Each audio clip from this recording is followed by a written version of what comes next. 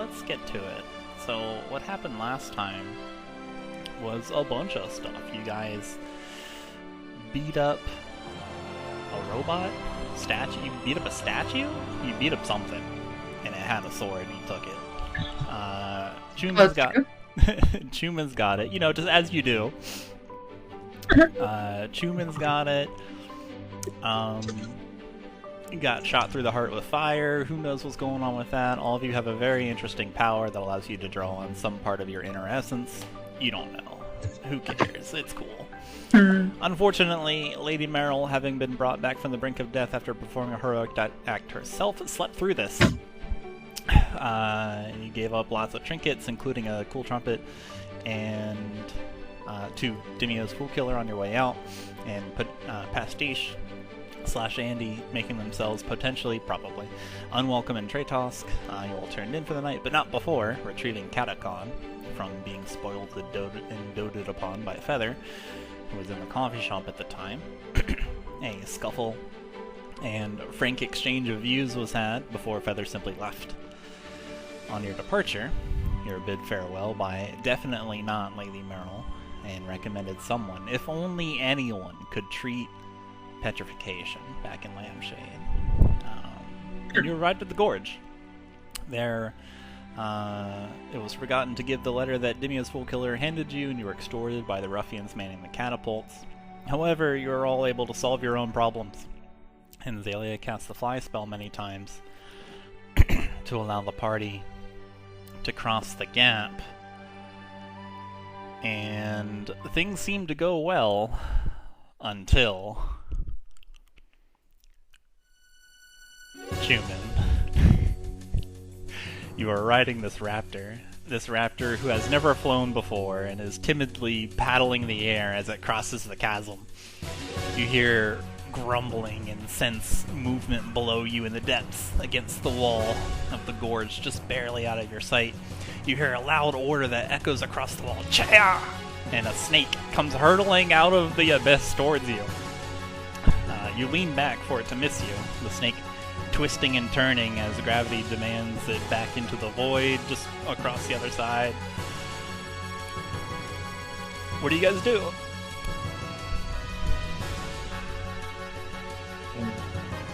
Well, Xalia is concentrating on letting the raptor fly, so she's just kind of watching. She laughs at the snake.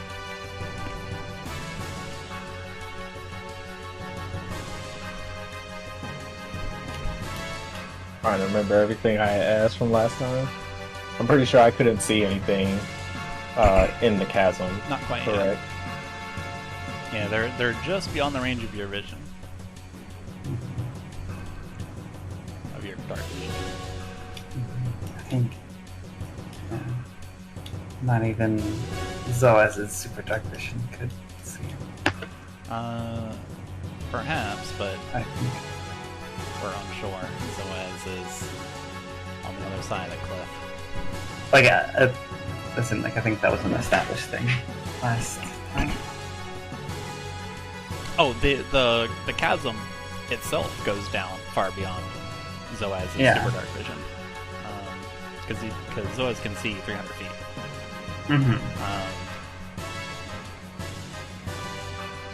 And he still can't see it? Well, he just couldn't see to the bottom of the pit, so we don't. And he didn't. When he looked, he didn't see anything in there. So that's just yeah.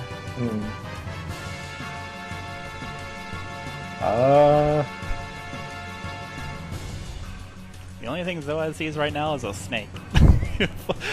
Flying through the air. What would you like to do, Chuman? As you're riding a horizontally spinning raptor. I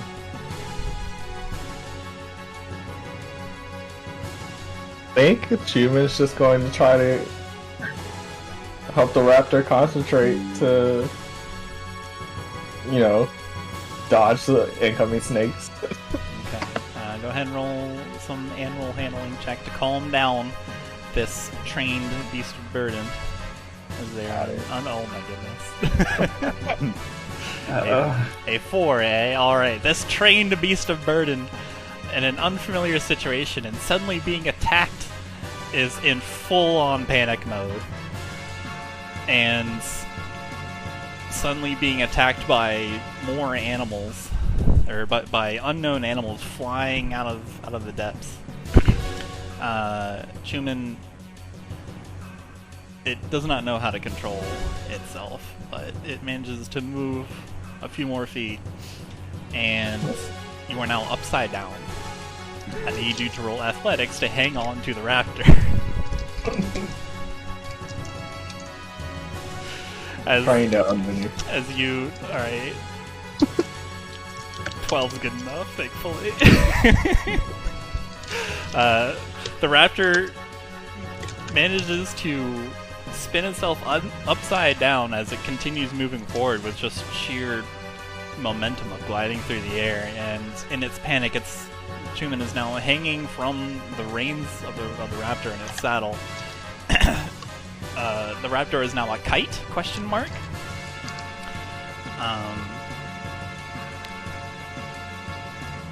Let's see. You hear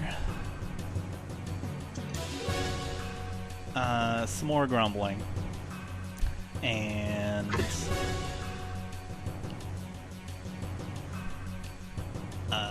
the DM realizes that they hid their notes. Alright, found them. You hear some more grumbling, out louder this time. Everyone can hear it echoing around through the cavern. It's a language that I don't think anybody understands. But you all hear, and then you can feel many people, like many forms, shifting around. And I need a dexterity save from you, Chuman. Okay.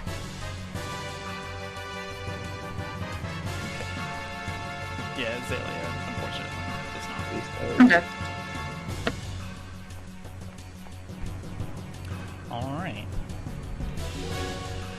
What comes out of the depths are more snakes. Bad news. Or good news, depending on your disposition. I think that's good news. Alright. The good news is that all of them, like, I say all of them because there are 6. 6 more shots of snakes come flying out of the depths towards Chuman. Thankfully, in your curious position that you are now in, Chuman, they all miss. They were all intended for someone that has control of their steed. The bad news is that the snakes, instead of careening over the bridge, start hovering in midair. Oh. And they begin to attack you and swarm upon you. I need everyone to roll initiative. Oh no. Starting things off right. That's some powerful stuff. Uh-oh. Thank you, OhioNet. It took me like a minute to scroll back to Xalia from looking at the snakes. Oh my. Also, my music is gone. Oh, I switched tracks, yeah. Okay. I may have forgotten to preload this one. I feel like my rolls are overall pretty good. For initiative, they're usually below 5.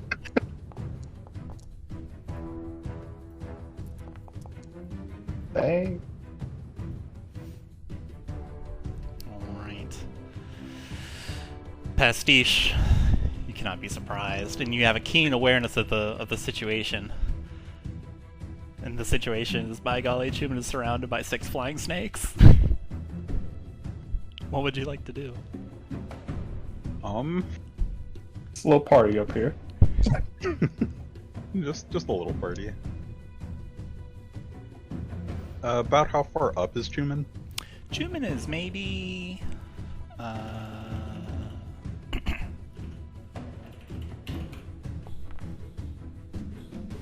Chuman is 11 feet up. Okay.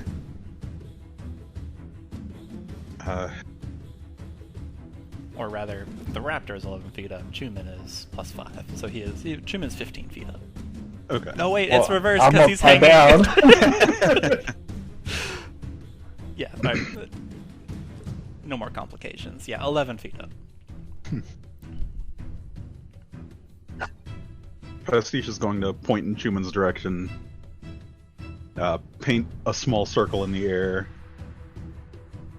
and a void will open up underneath Chuman.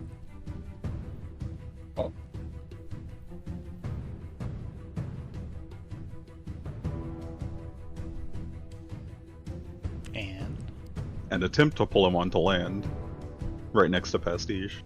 Okay. Dun, dun, dun, dun.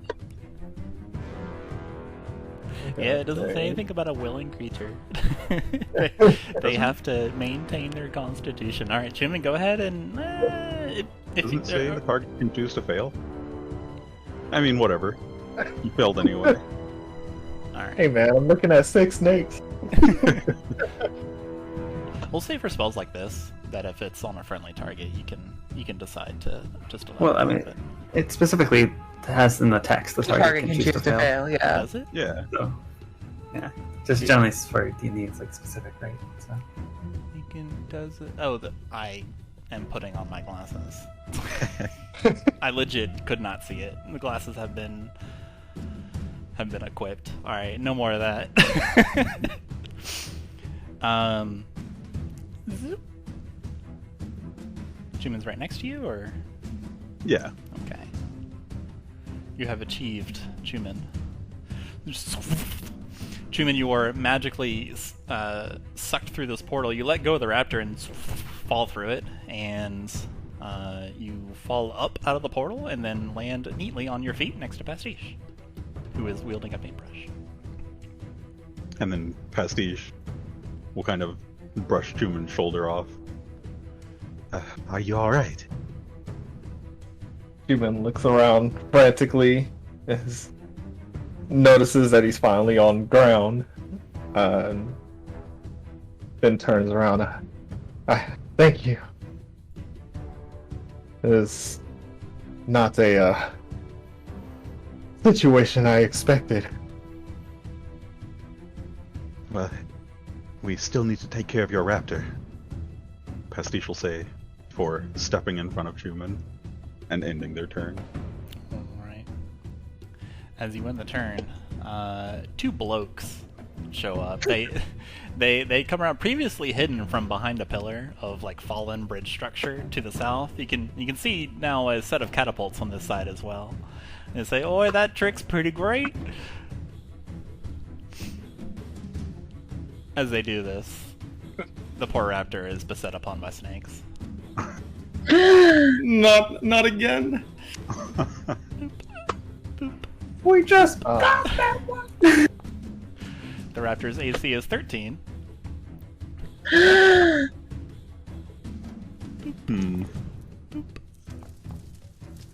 Dang.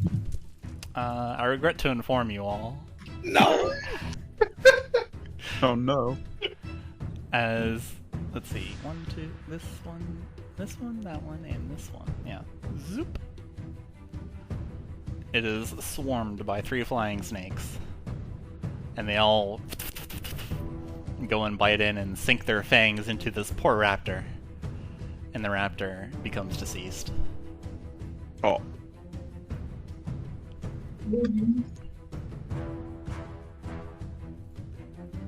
It now has the dead condition. No. Chuman just pounds on the sand as soon as it happens. There is a floating upside down raptor.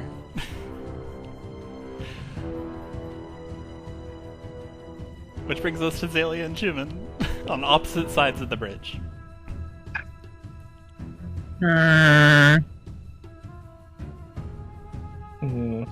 Chuman is very upset. And he's chucking arrows. I need to check the stats, see if this thing can fly. Let me check it real quick. Sure.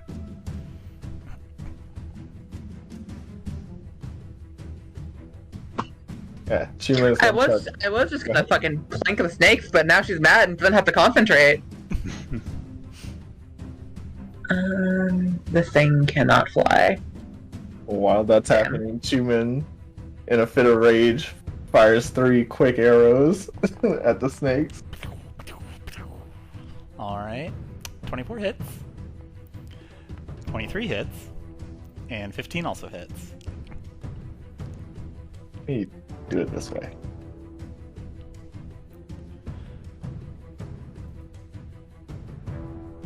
Eight.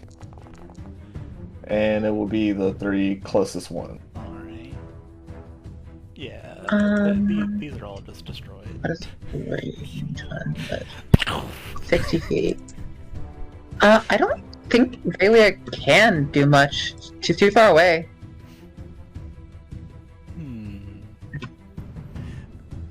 Xalia, as you rack your brain trying to consider the options, your brain's moving incredibly fast. As each option you consider, you see each option you consider results in a snake just being shot out of the air by an arrow, having you to redouble and replan and replan. Okay, no, she's just in range. Okay. She's gonna... The only thing that she's in range to do without really putting herself at risk is there's gonna be a skeletal hand just lunging up behind the snake out of the pit, just trying to grab this snake here. Okay. It's a very spiky hand with mini clawsy. A spiky hand lunges up out of the pit and clasps over the flying snake of destruction.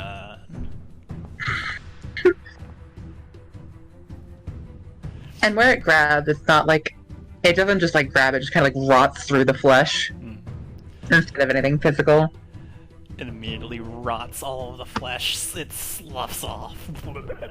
And the rest of the guts and bones and such, now no longer protected by a bag of skin, also just fall back into the gorge. Alright, that's their turn. Okay. This one is going to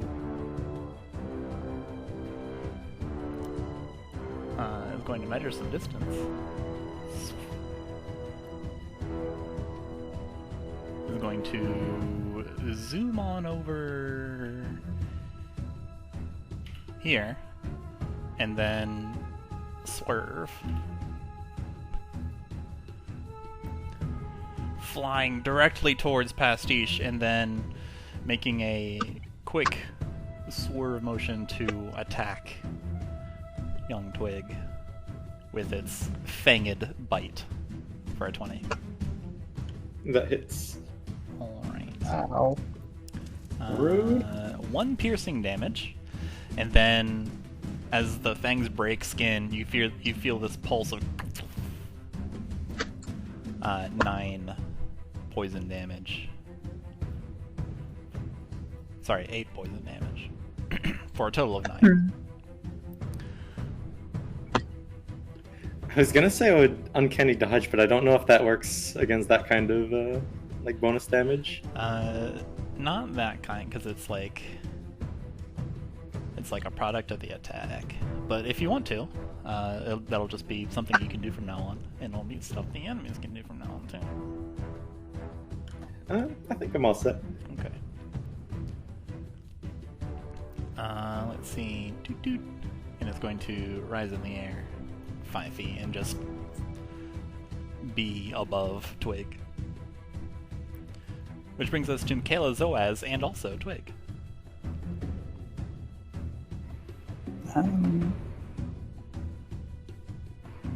Sure, yeah, there's like no way I can ever even get close to that. Yeah, Makayla would just, I guess, activate magic stones. Maybe make like a step or 2 up. And I guess ready in action if more snakes pop up anywhere within, I guess, what was it, 30 feet range? Alrighty. 60 feet, 60 feet. 60 feet. Okay. So and yeah, just kind of pretty much in that kind of sphere. in case anything else pops out of the abyss. That's all she got. Alright. Twig? Twig's gonna take out a scimitar and take aim at the snake that just bit him. Okay. It's all flapping, undulating, twisting. Being a snake that can fly. Not for long. Okay, maybe a little bit longer. An 11 does not hit. You go to swipe your scimitar at it, and then it just kind of like spirals and curves around your blade out of the way, unfortunately. They're wily. They are wily. However, Zoaz gives you the alley-oop, and then you see a flick of sacred energy go and bop it. 8 radiant damage is enough to slay the beast. Wait, it succeeded. What? Did it? Yeah. I thought that was Zoaz, like making an attack roll for some reason. I just really wanted Zoaz to do well. I'm sorry. I'm sorry, Zoaz. The snake eats the fireball. Which brings us to Pastiche. Eating the fireball.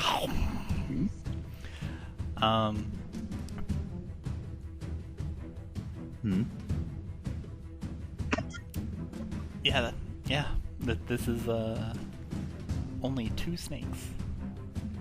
One is harrying one of your comrades.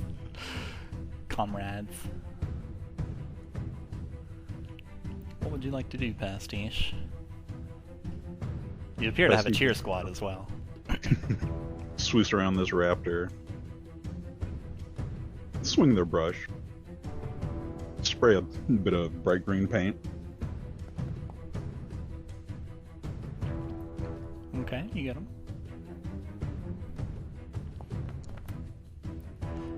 Dang. Oof. Who rolls a 20 on... You hear polite clapping from behind you. As you get to say what happens with this poison. This puff of noxious gas or something. As the snake is swallowing Zoaz's fireball, it happens to swallow a huge amount of poison paint and evaporates in midair before Pastiche turns and points their brush at the last snake. You hear from the peanut gallery, "Oh, that's why it's got a label on it. Do not swallow. Toxic to children." Oh no. I can't believe these snakes are children. The remaining child snake.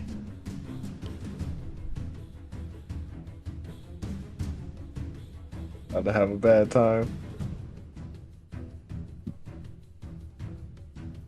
Fearlessly rushes Dang. and attacks the biggest target it is near, Uh-oh. which happens to be the raptor. No! Dang, a 22 hits. This raptor gets a huge bite on its haunch. You can see this sickly green, like neon-colored wound. A neon-colored liquid ooze from this double puncture wound, and as it starts trying to like hobble away, it makes unhappy raptor noises like. But it's hanging on, but absolutely barely. Which brings us to the rest of the party. Oh wait, sorry. Before the rest of the party goes, at step 20, something nasty this way comes. Pastiche, you can see climbing over the cliffside flops a snake head. It is trunk-like in size. It is like this snake head is perhaps as large as your torso. And Which another side of it? on Pastiche's side. Okay. And another snake head. And a human's head. As it hefts itself up, it reveals itself to be this ghastly humanoid with a human's head, and instead of a human's arms, they have been replaced with undulating, coiling snakes, snapping and grasping towards you hungrily. They are bare-chested, though they're in neither regions. They're covered with a kilt and hide boots, and it looks like it hates all of you, and it joins the initiative. The peanut gallery audibly gasp, and they oh, I think we learned what destroyed the bridge. If there's more where he came from, and they draw their curved blade weapons, and they take a stance. Which brings us to Xalia and Chuman.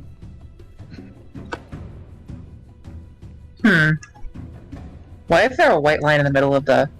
Oh, that's the 60 feet. Makayla's reaction. Kayla's reaction. Oh, I see. Xalia with, again, very little to do. Actually, 2, 3, 4, 5, 6. Why did you go down? Why did she go down? I was only hitting right. The bridge is unstable, clearly. She's wobbling. Okay. 1, 2, 3, 4, 5, 6. I think that's as far forward as she can go. Can she... Is that 120? Nope. Oh, it is exactly 120. Got him. A skeletal hand is again gonna lunge out of the canyon and just kind of grab and try to pull it back. Let's try to hit. Yikes! Does that hit? Yeah, it hits. Okay. And once again, it's gonna leave behind, instead of like wounds, just ugly green-black necrotized flesh in the shape of a hand on this thing's like neck. You have given this abomination gangrene. I'm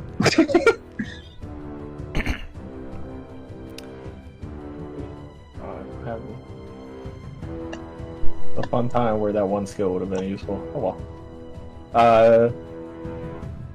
Chuman is first going to launch an arrow at the flying snake. And then as he sees the humanoid snake come up in front of Pastiche, he readies a second one to also attack and hopefully stun him back into the chasm. I mean, your die face says it all. Just no. A natural one, unfortunately. It's been a while since I got to see the nose, so it's fine. Your arrow, however, it does shred the flying snake, and it goes into little slithers. I think that might be it. Okay. Chuman, you knock this arrow and you fire it, and against all odds, like the snake just grasps the shaft. It's kind of cool before it hits it. And then it tries to stab Pastiche with the arrow / snakehead with a natural 20. This is fine. This is fine. Let's see, 18 damage. Okay. 7 of it is piercing, 11 of it is poison.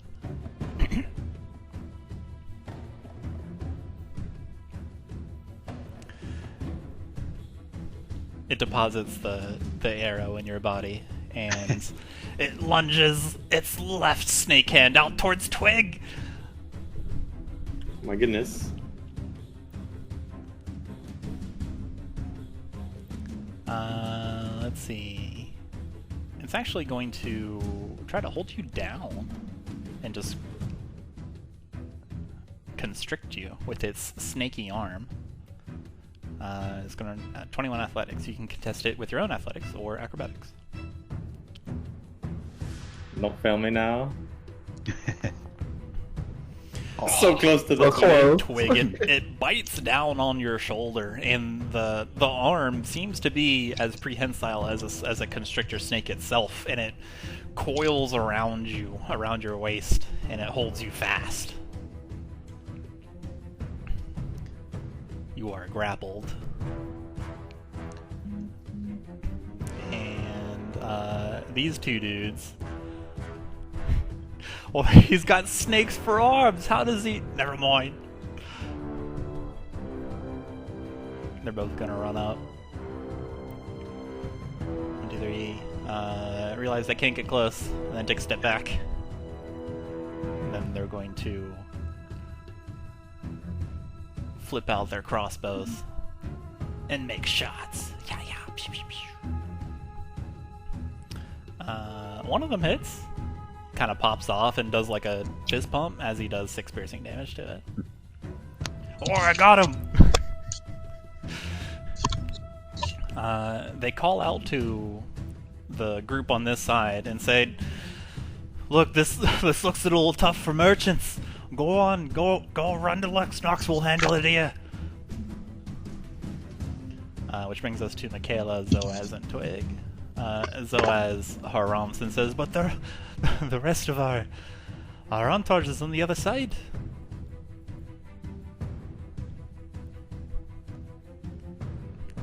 Makayla and Twig.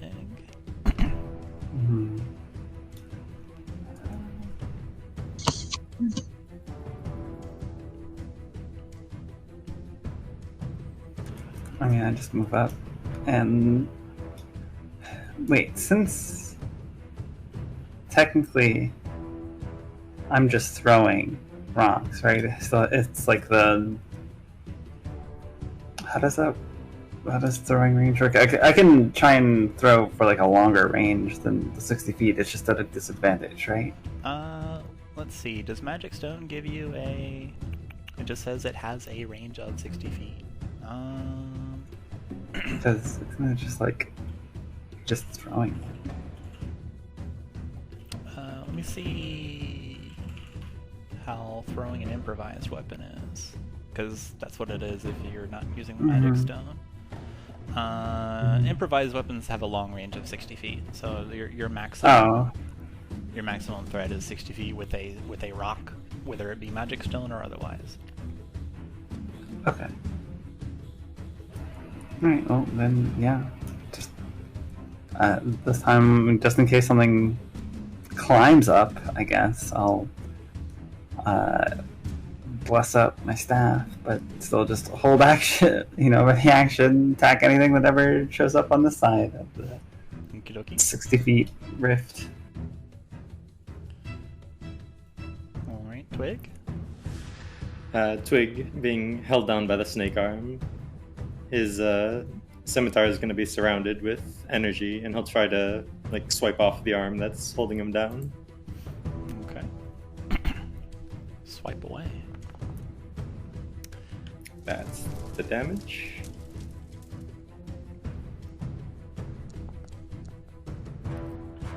$19. Yikes, a 19 hits. That's what he gets for grappling.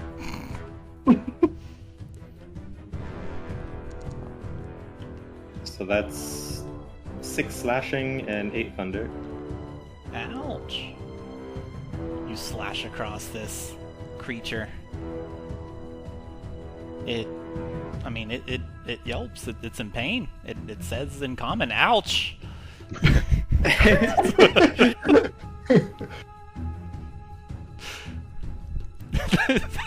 And then the snake that's coiled around you just hisses.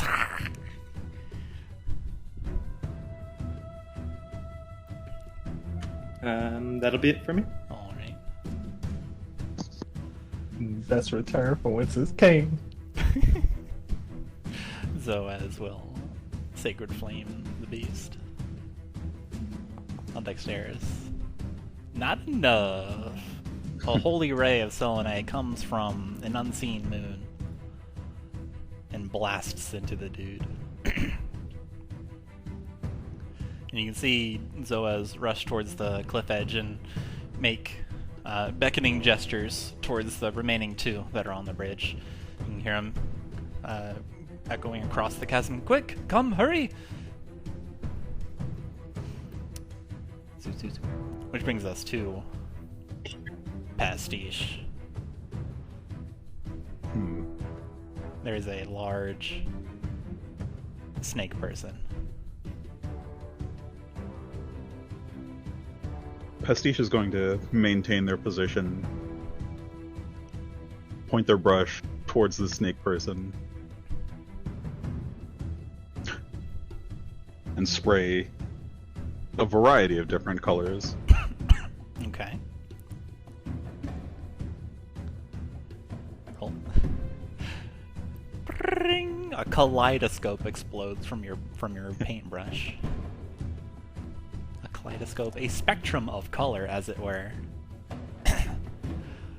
They're blind. They stagger backwards, using using the snake that they used to bite you, Pastiche. They cover their eyes with this undulating snake. It's obviously not effective, and they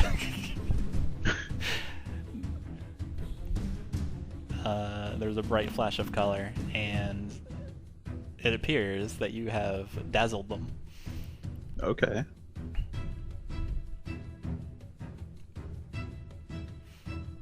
You feel a rumble beneath your feet, Pastiche.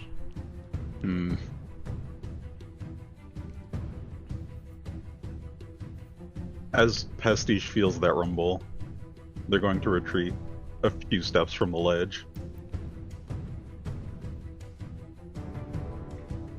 Okie dokie. And that'll be their turn. Oh, I didn't realize that the flying snake was dead. I've got to remove those people so that way it stops segmenting. Xalia and Chuman, you are also together in this turn order. As more flying snake, you hear "Cha!"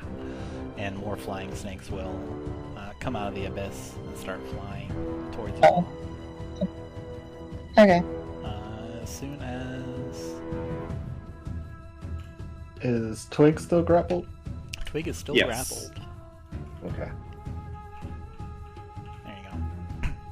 You hear "Cha!" and then another twang, like more twangs of like sinew on wood, and they're Are they using snakes as fucking arrows? as smart as you are, Xalia. You put this together, and you establish this concept.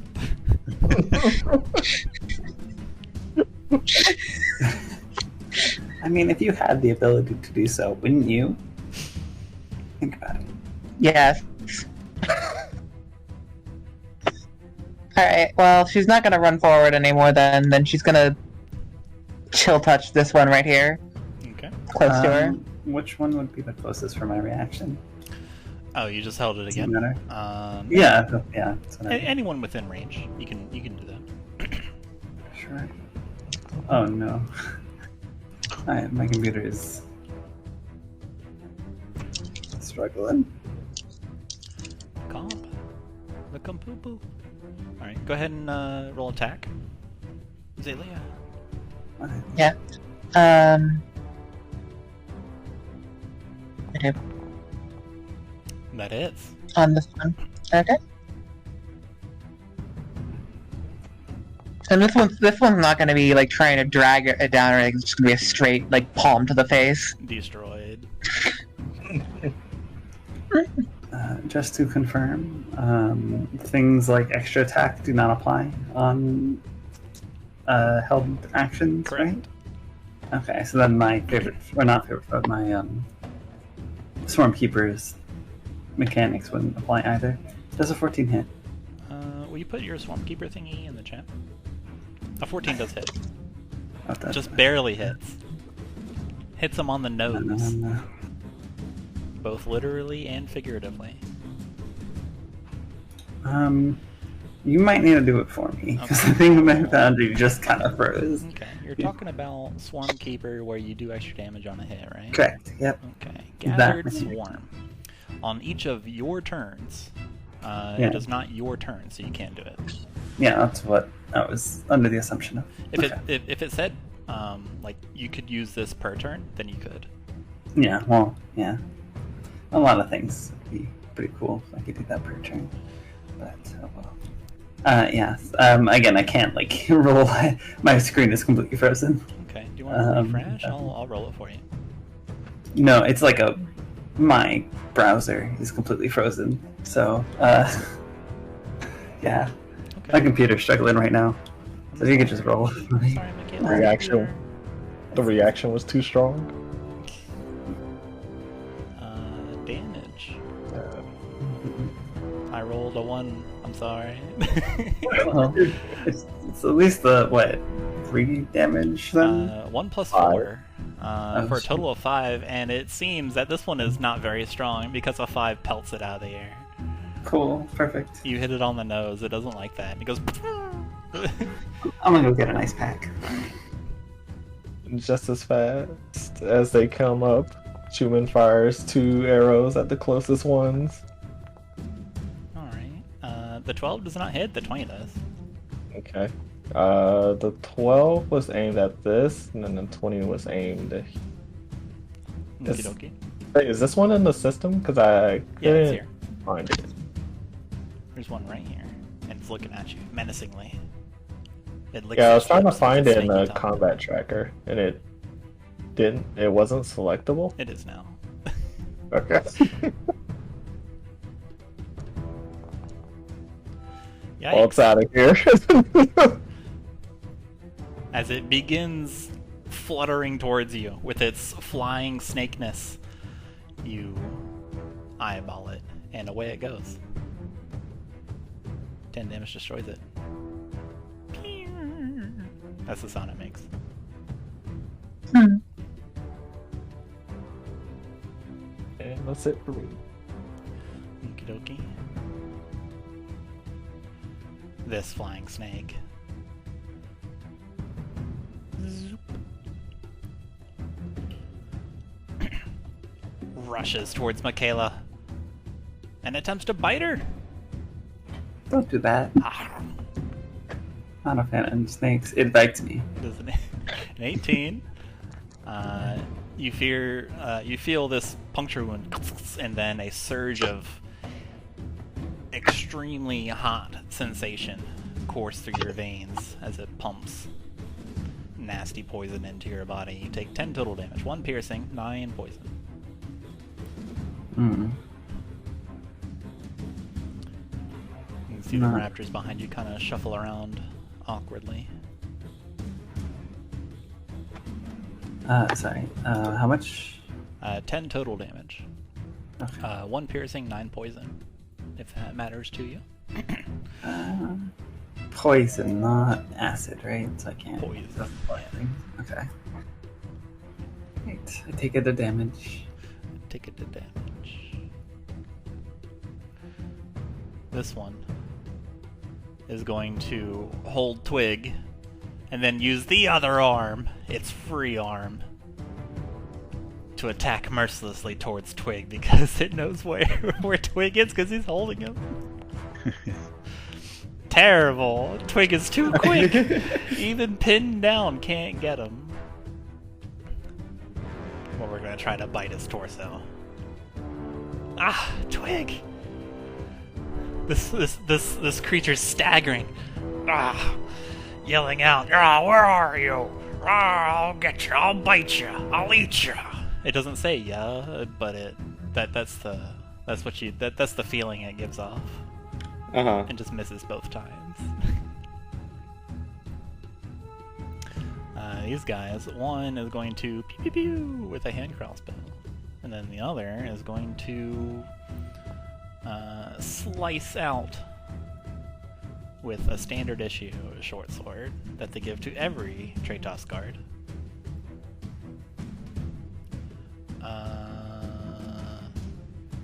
They both hit, actually. Huh. A 12 hits this person, and so it seems. Hmm.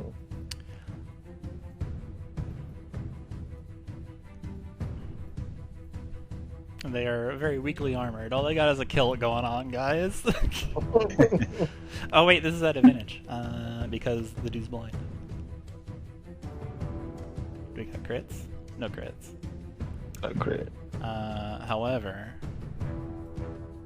we do have some extra damage coming in. Oh, nice. They are kind of sneaky with it, as they're as this person is this snake-armed person with 2 snakes, very large blue snakes for arms, is blind and flailing wildly, trying to eat a Kenku person. Is shot in the side with a crossbow bolt and staggers a bit.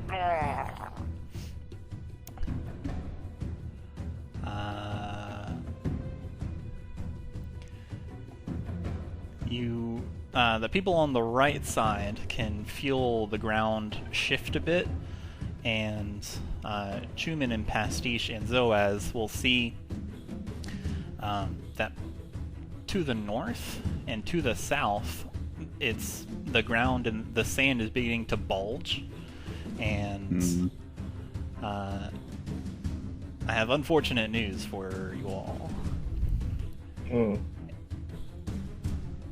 It requires me to roll a die. Alright.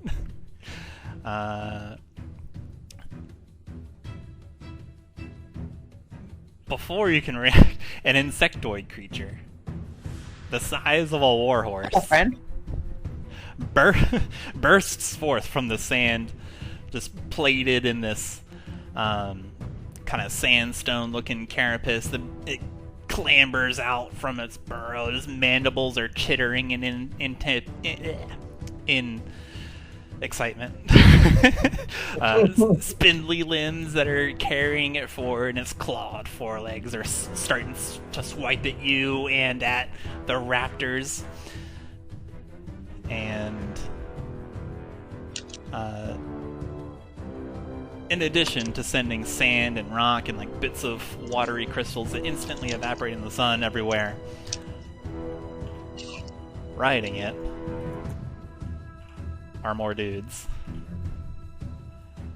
Oh boy. One of them has a head of a serpent, and the other one has like scales everywhere, and its feet are snakes. Cool. Things are getting very weird very fast. I will say, Chuman, your survival instincts are starting to kick in, and sweat's forming on your brow. It's this cold sweat. And these people will join the battle as this flying snake rushes up and bites Zoaz in the back of his neck. Oh no. Does 12 hit Zoaz? No. Okay. Which brings us to Makayla, Zoaz, and Twig. You can hear Zoaz hollering from the dude. My friends! My friends, it is time to leave!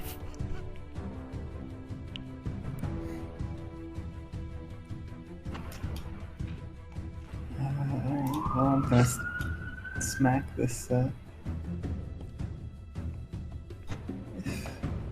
I ever get loading to do it. Okay. I am trying to smack the snake next to me with melee attacks. I'll help you smack it. What do you want to use? The blessing. I used blessing. Yo, bless up though? I did last turn. Yeah, that's what I'm saying. We're gonna donk them. Alright, unfortunately you rolled a 2. Okay, which makes it a 9. That's still strong, but unfortunately that misses the snake as it just is fluttering just barely out of your reach. It backs off. Fortunately, I have 2 attacks. That's right. You certainly do. You spin your staff. You look kind of cool. And then you bonk them again. You want me to roll it for you? You got it. popped up. Can I click the attack? You might need to. Alright. You clobber this creature with a 21. Nice. Shabam!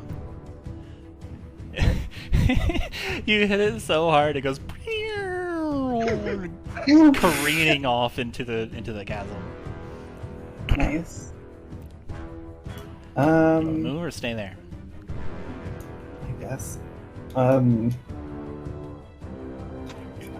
really Or do you have anything else you would like to do? I probably just want to move up another 35 feet, I guess. Okie dokie. So Flutter that- with your spiritual you? vultures, yeah. Mhm. Okay. Which brings us to Zoaz after... Let's see here. Technically, I can move an additional 5 because. Okay. For a total of 40? Yeah, because of the Yeah. Swarmkeeper. There you go. I'll put you northeast. Or sorry, yeah, northeast. Thank you. Zoaz. Twig, if you have something you can do while Zoaz is considering his options. Yeah. Twig, still being held by the snake arm, like, cranes his neck around just in time to see this big monster burst out of the ground behind him. And he, like, turns around and starts swiping at the snake man again with renewed vigor. A little more urgency this time. Okay.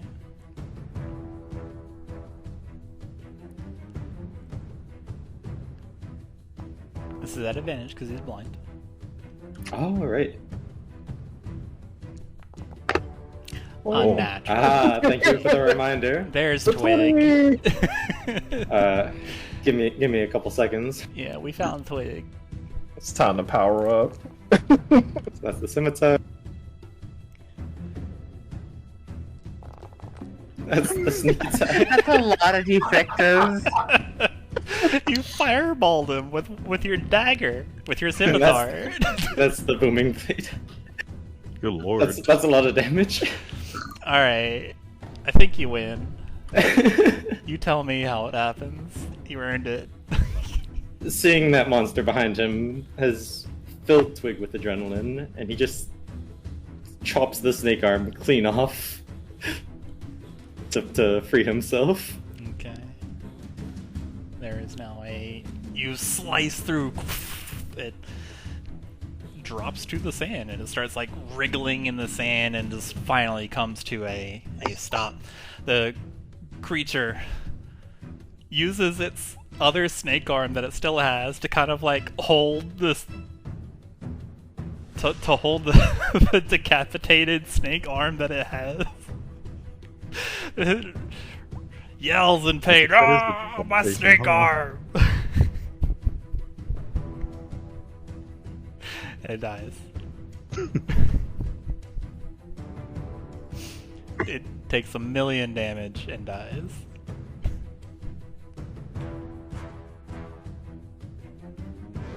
Pratt falls face down on the ground. Twig's just gonna take a step back, and that'll be it for him. What's Oricon doing? Korikon is looking around. As you look at Korikon, he looks a little nervous. He's shuffling some cards in his in his crab claws. Oh my god.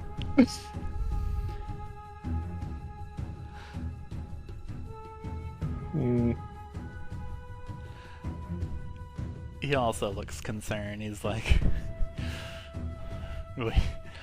I do not want to leave the rest of our party, but things are looking dire.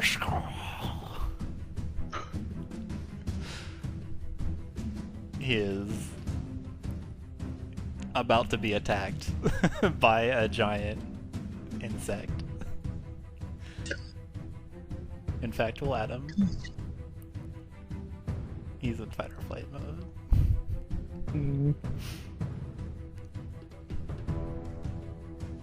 Zoaz is going to measure some distance. Zoop. Take a step.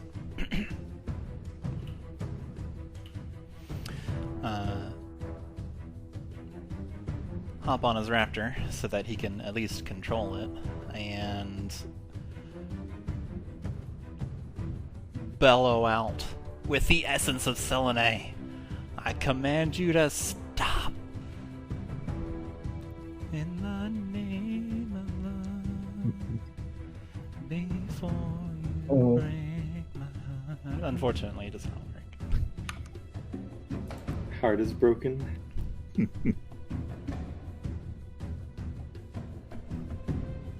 Alright, Twig. You want to move or stay there? Korikon was in... Like, it looked like he's in danger, right? Yeah, Korikon is like a massive insect who is being ridden by another one of these snake dudes with a snake head and human arms, has burst out of the ground right next to Korikon's raptor. Well, when you put it like that, that kind of matches the definition of danger, I guess. Would Twig be able to squeeze, like, around there? Like that little diagonal? Yeah. Alright, he's probably gonna just take a step in front of Korikon. Okay. And, like, tell him to get away from the monster. Okay. Korikon occupies the entire area that the raptor does. Just for Oh, he's riding the raptor, right? yes. Okay. That's fine. I can't really get between the raptor and the monster. Okay. Which brings us to Pastiche. There has been developments on the battlefield, Pastiche. What would you like to do? As there are insects, snake people riding insects, coming from the Pastiche depths. turns to the south, kind of takes a survey of the area. East looks pretty good. Nothing but sand and dunes and clear skies that way. To the west is, of course, your companions. Of course. It is not good here, friend.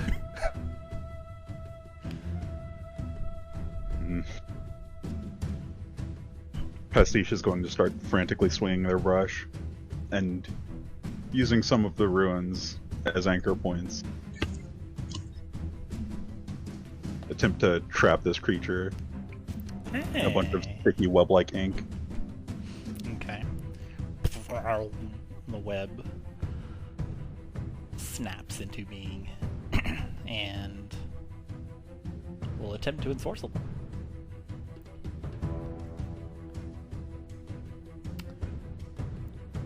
On their next turn. Alright, anything else, Pastiche? I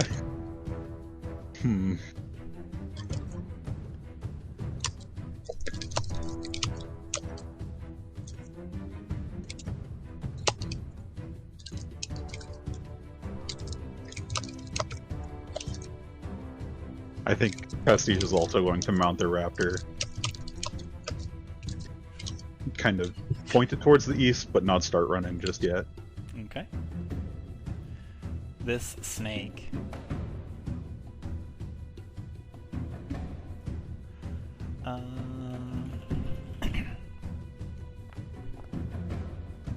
okay.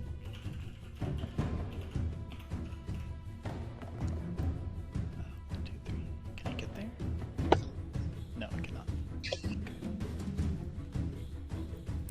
This is going to harass Makayla. How about no?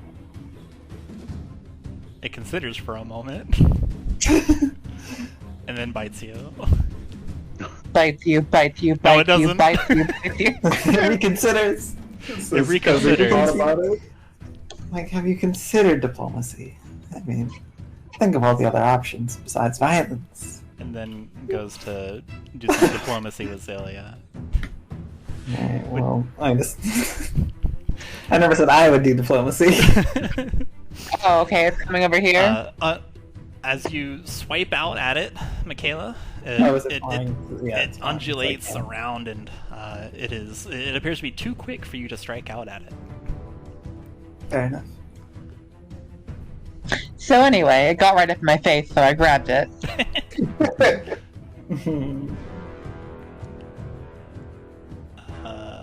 13 does not hit, unfortunately. Damn. They are very quick as they float, fly, slither through the air. Snake's Okay. more adorable than the snake of humanoids. Mm-hmm. We've also got Chuman and Korikon here. Yeah. Chuman is going to yell out over to Korikon and Twig and say, "We must flee from here. It is not a fight we wish to deal with." And as he is doing that, he is also going to use Entangle to restrict the giant insect that is in front of Korikon. Okay. Zoop. The dude manages to cut down these vines that spring up out of the sand. It's too confusing. So, a person with a snake head wielding a curved blade slashes at vines that lush green vines that spring out of sand and rock. Cuts them down. The insect has no such weapon and is stuck fast. You have restrained the insect. And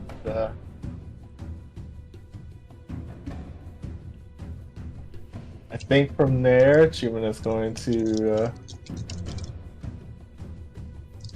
get over to the wounded raptor and motion it towards east.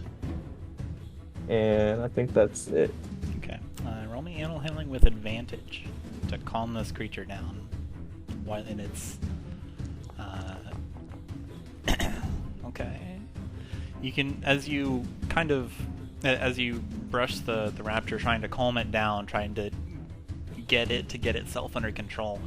Its scales feel kind of clammy already. You can see that its stride is weak and it clearly has a limp, but you do manage to dive deep into your animal husbandry skills and you guide it towards a reasonable conclusion that moving east is safe. So. And that will be it. Yeah. Okay. Bloop, bloop, bloop, bloop, bloop. The raptor goes. Limps. Gets a head start. Korikon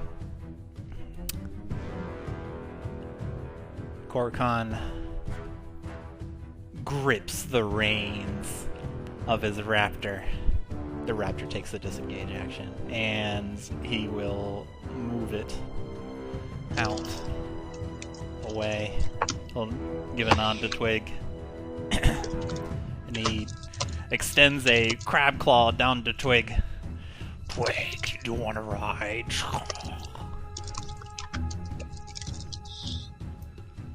Twig will hesitate and look back to Xalia and Makayla.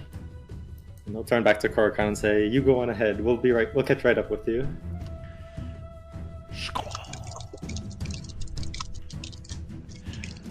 He gives you a nod, and the raptor keeps riding. And then something curious happens. As you look back towards the bridge at your companions, and you take your stance, you lower your hips to face off against this creature that has sprung up out of the ground.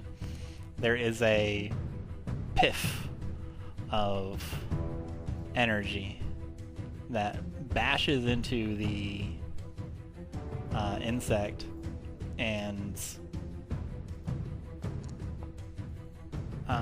actually pelts it from knocking it like off balance a little bit.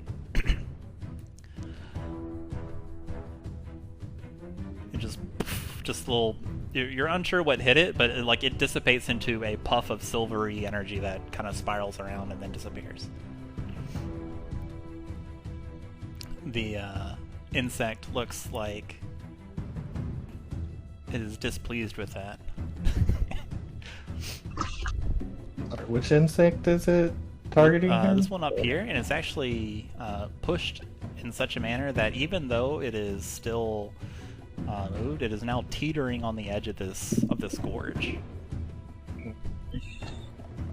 from this little tiny puff of energy. You look back in the direction, you just see Korikon facing away from you, riding on his raptor. Xalia, you want to move or stay there? Same question at Chuman. She's gonna stay put because, AO's mostly just annoying. Okay. I think Chuman will stay where he's at. Alright. Boop, boop, boop. These guys on the left will take out their crossy bows and yell out, "Look out, citizen!" And they will fail miserably to shoot this creature.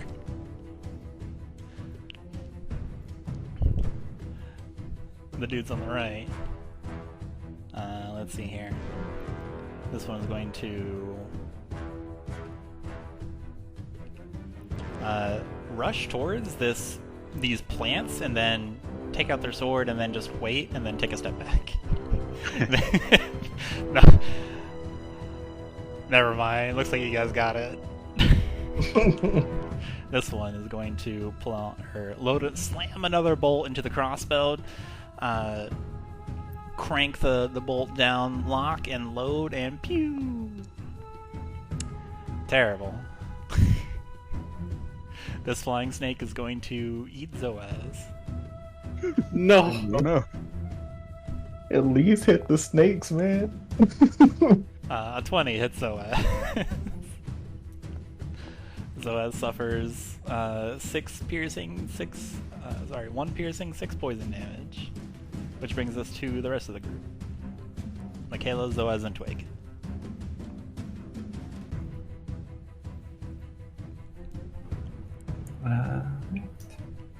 Zoaz will strike the snake. Yeah, he will! Nice! Cuts this thing in half. And max damage, too. Just needed a way for the snake to fight him. Yeah. Crits rolls 2 6s on the 2d6. Cuts this snake in half. There's now a snake hot dog on this hot pillar rock. I throw magic stone. I still have. Yeah, I should still have some left. At the snake on Xalia. 16 hits.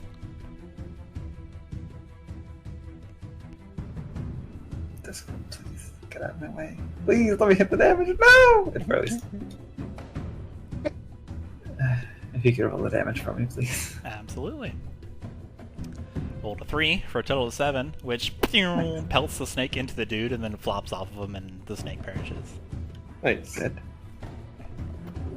Right. I give Xalia like a little nod, and then Xalia will return the nod. Exactly. She steals your face for a moment. good.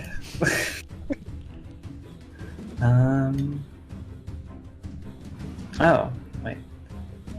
So the North Rider and Antlion thing is like they're entangled, right? And the South one is. What's going on with the South one? They look like they are tangled up in vines. They're also kind of like halfway teetering off of the gorge. Mm-hmm. They look like they're having a bit of argument with gravity. Something outside of entangle movement moved them. Right. Words are hard. If I'm not in range, could you move me further east along this bridge till I'm in 60 feet of range Okay. for the second ranged attack? It's for the northern. There you Sorry, yeah, for the northern You are, antlion. you are within range of either target. Is like the Yanti on the Yes. mount? Or, okay, just wanted to make sure. Yeah, then I'll try and hit the mount itself. Okay. Is that an advantage? Just,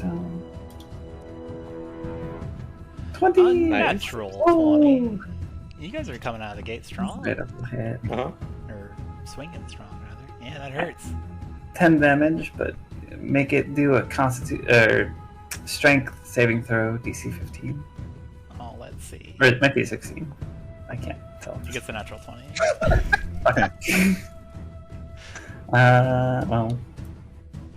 I mean, Can I use my inspiration to make him reroll that? Unfortunately not. Okay. Don't worry, that means he used it up, so you can't get it for entangled. Mm-hmm. You could use up all of your hit die permanently to raise the DC. Mm-hmm. And I'll use my bonus action to restock my magic stones. Okay. So that should have been my third one. And my turn. Which brings us to, let's see, Zoaz, after defeating the snake, is going to hop on the raptor and do a couple circles to rev up the raptor, you know, and then just looks concerned at Makayla and Xalia on the other side. Twig?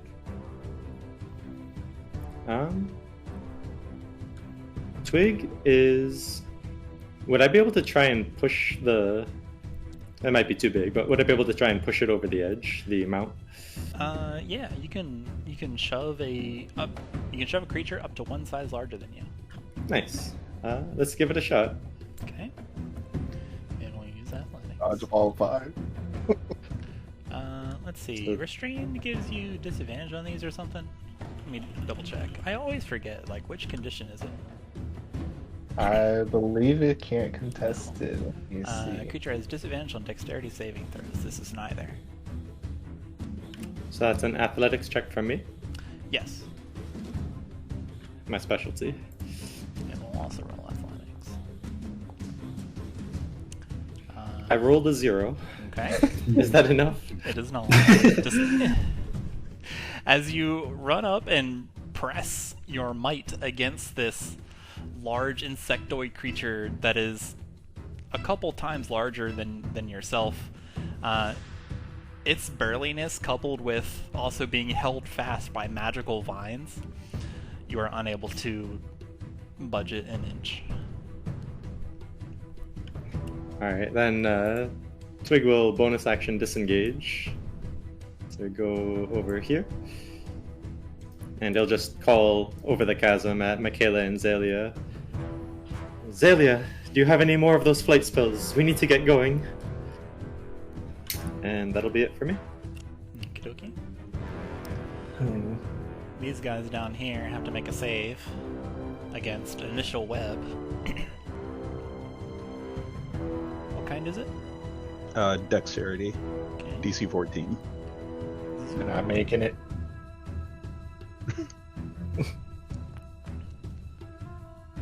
Ah, See? They're not making it. and they are restrained? Yes. Okay. The dude with snakes for legs straddles on top of this insectoid creature, this huge thing with this massive crest going back, lurches forward at Zoaz and this Tratos guard, but is wrapped up by inky tendrils that give the illustration of a web, and it is stuck fast. Confused, the creature riding the insectoid verbally berates it and calls it stupid Rude. and points its sword at you. Go! Go! Drive me closer! I want to hit them with my sword! This one is going to try to get out of these vines and the DC is 13, I think, so yeah, we're gonna get out of there. Zoop. Zoop. What's your speed? So that's 20 feet. Look out. Plenty of bad news happens. As soon as it breaks free from the vines, the insect hawks this massive, gross-looking loogie at you guys, at Twig, and it slurps past Twig and also into Chuman. I need you guys to make a dexterity save.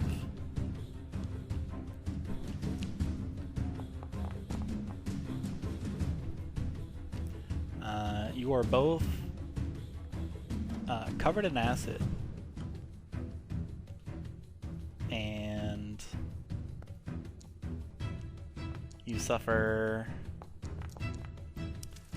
14 acid damage, the both of you, as this spray of nastiness courses over Twig and Chuman, and this dude also gets smashed with a scimitar twice.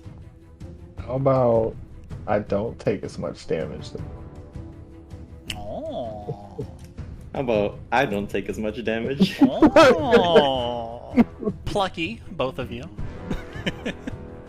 Sure. Yeah, that halves it for both of you, so 7. Twig and Chuman like share a look, nod at each other. Chuman, I need a concentration save from you, though. Concentration? Okay. It's a regular constitution saving throw. The vines dissipate and shrivel in the Khorzaire sun. Unfortunately, the vine served its purpose for 0 turns.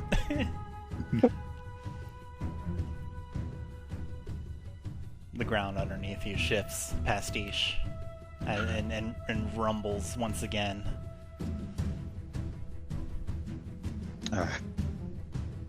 Pastiche shifts around on their raptor a bit before swinging their brush around and spraying yet more kaleidoscopic paints. But this time, it seems even brighter than last time. Bright paint.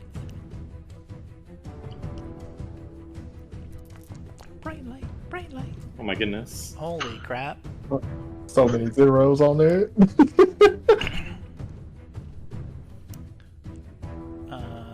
Starting with the creature that has the lowest current hit points. Mm. This dude is hella blinded. The insect. The steed is big blind. It reels back.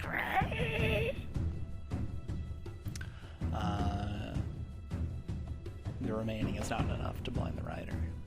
Okay.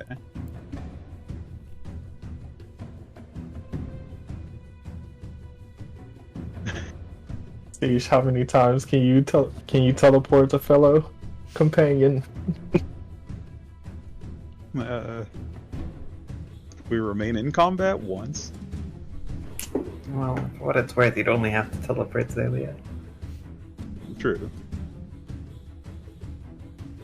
We would just lose our map. Speaking of everybody, this is also Xalia, Chuman, and Gorakon's turn. Group initiative.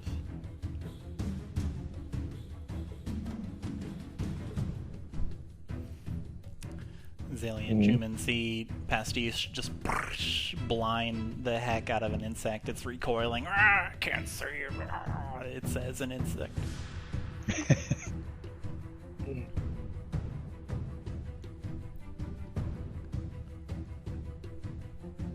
Looks like Xalia is doing something. What are we doing? Oh, I'm muted. Yeah, it's the only thing she has in range, so she's gonna try to, like, chill touch grab this guy. off its horse. A 26, you know what? Just barely hits. Damn, that was close. Yikes. Wait, Waiting. why was that 4+3 when the last one was 4+2? Did you level up midfight? No. Hold on. Where's my last one? Whatever. Anyway, Huh, it not much was damage, but it 4+2. still, yeah, gets touched. And that was a misfight one, so I'm annoyed now.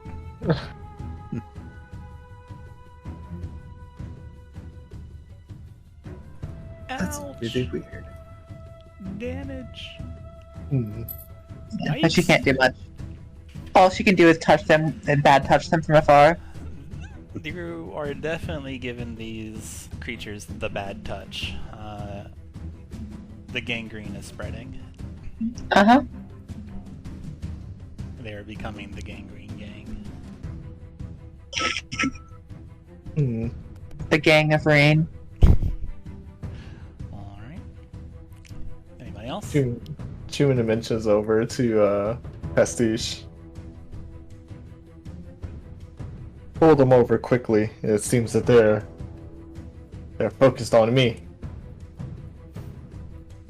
While that happens, Chuman will fire. He'll move back a step and then fire 2 arrows into the big guy. Okay. Into the insect or into the rider? The insect. Okay, it's at advantage. You roll again. That's right. 18 hits. For the first and 19 for the second. 19 still hits. Do it this way. Make it easier. Yikes. That's for both of the arrows. Okay. Aiming them both into one. Yes. And I need another. Oh, you rolled. I rolled one both of them. time for both damage? yes. Okay. Left some damage on the table there. What's your dexterity modifier? 2. Okay, so plus 4. And with that, Chuman is also going to cast Hunter's Mark on him. Okay.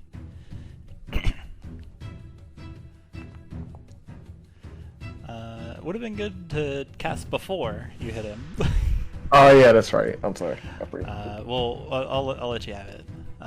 Go ahead and roll another 1d6.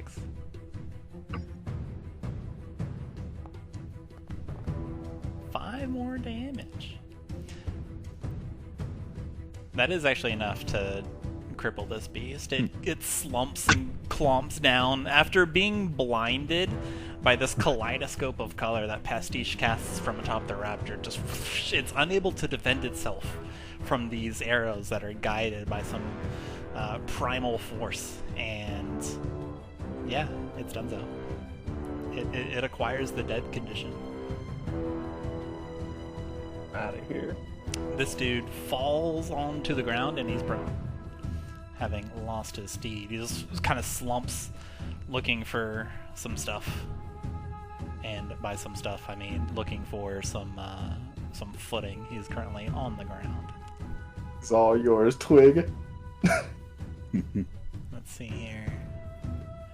The dudes on the left. They're going to. The dudes on the left are going to holler to Xalia, "Oh, if you aim to get your friends or get with your friends, would you like us to catapult you across? It'll be faster than walking." The entire. I'm also gonna appear on the back of her neck and just snarl at them.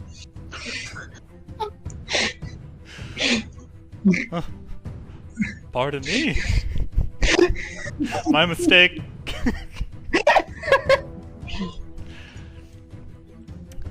These dudes. This dude is gonna do like a little flourish. He's gonna do like a spinning half gainer and try to look really cool as he stabs down on this dude. It worked. By Let's golly, that go. He's seen Cool Ace before. worked. This one's got a crossbow. Bang bang. Shooting at the dude. Yeah, it hits.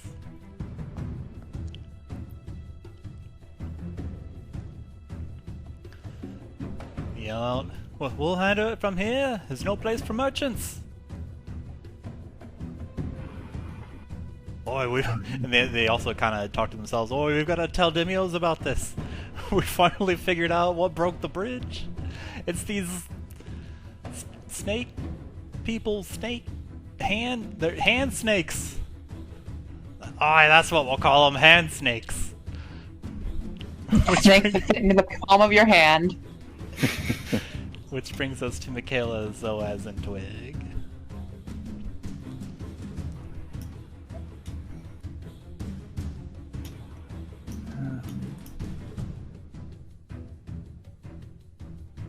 So sorry, I forget, like, what effect is currently happening over here with on the south?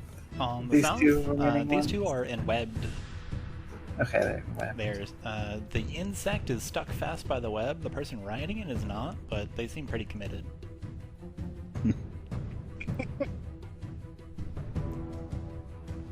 Okay.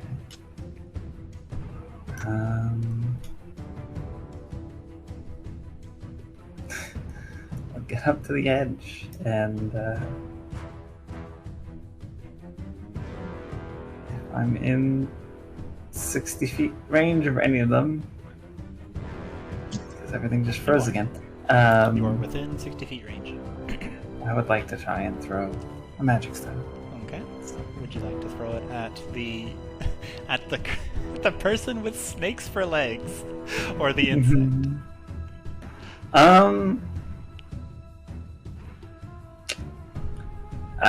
Probably the actual rider, Okay. the go ahead. person. Would you like me to roll it for you? You might need to. I I'm would sorry. Hiya! Makayla says. That's a one. That's Oh, all, no. unfortunately. Yeah, you have more than one rock. Yeah, I have two more. 24. There Definitely we go. hits. Are these at advantage? Is he entangled, or is he not entangled, or are they not entangled? The rider is not enwebbed. Okay. Let's see, 5 damage plus something, right? Sure. Yeah, we can stack a little bit of extra damage on that. We can do Okay. the Swarmkeeper, because I don't think... wait. If I were to... Is he just, like, not entangled because he's, like, above the web? If I were to, like, knock him, move him, would it force him to, like, remake the save or something? I don't know how that works. Perhaps. We'll be starting his next turn there either way. Oh, I guess that's true. So... I'll just do the damage then. Make him prone to these What disadvantage. is more damage? You're gathering swarming. Yeah. Okay. Shing. Wait, mechanically, does that work? If you knock him prone, is a disadvantage? No. Just the damage. And I'll restock my rocks. And I'll be it. Alright. Let's see here. Brings us to Twig. Twig's gonna follow this guard's example, brandish his scimitar, and take a swipe at the snake man on the ground. Do it with advantage. Huh?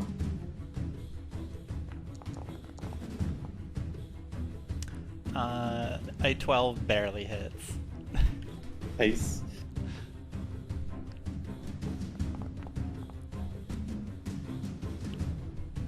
Where it mattered. Are you doing boom boom leg or just hitting with the scimitar?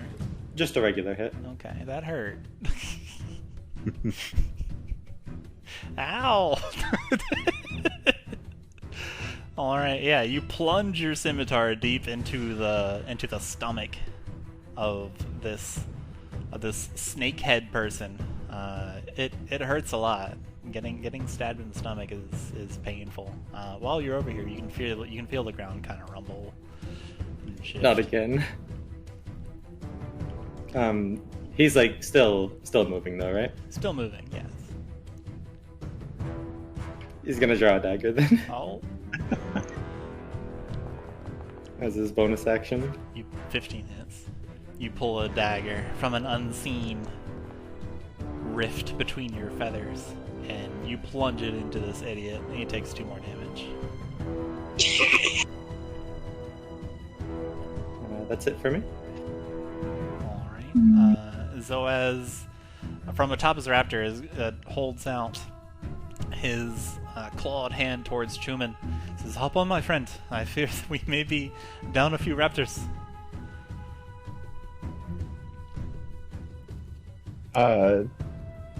Chuman mentions, yeah, go on ahead with the raptors. We must get the rest over here on this side. Okay.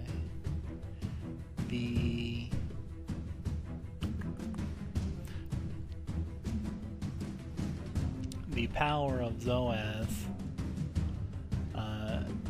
seeing that ensorceling techniques seem to be useful, Zoaz will beseech Selene. Oh, Selene, send these wicked creatures to a deep sleep, and he will upcast sleep.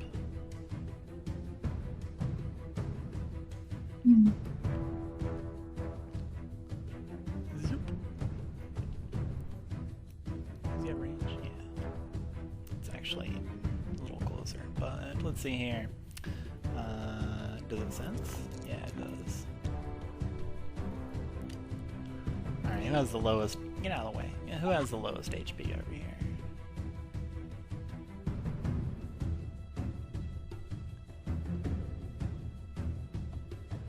Oh, it's 90 feet, actually. Okay, Zoa's a little smarter than that, and he's gonna throw it to where it just gets the dude. And 35 is actually enough to put this dude into a sleep.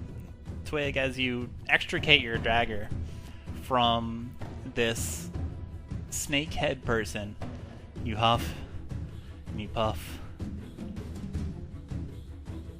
You hear snoring.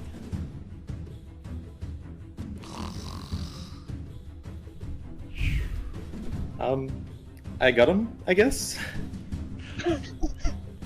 The guard with these orange wraps and this black bodysuit gives you a nod. Oi, little jab with the elbow. Good going. You gotta put a little flair on it, like I did. That was pretty impressive. Yeah, I've been working on it. Kind of like puts one hand on his shoulder and just limbers up his right arm. Pretty good, if I say so myself. Wait, no, go! There's no place where there's more coming.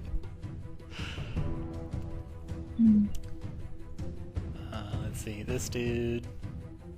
It's a strength save to get out of it. Yes. If you're already restrained. We will strength save. Oh wait, he's not restrained per... Oh, you're rolling for both. Now he is. The situation has been reversed. The insect manages to get to slash its way out of the web and takes off at the same moment. It's like hitting a log that is only at the height of the rider. The dude falls off the insect, who just keeps going, and is now enwebbed. The insect, however, is going to bite the raptor. Oh! You can't afford to lose any more raptors. No! The raptor is... Let's see here. The raptor is chomped and grappled by this insect as it lifts it towards its mouth and continues biting. This raptor has become food. We now return to Pastiche, Xalia, and Chuman. And Korikon in the distance. So we're like fucking leaving now, right? Yes. Yeah? Okay. Get over here so Thulius can Pastiche can send you over. Another insect Xalia- bursts out of the ground. Xalia,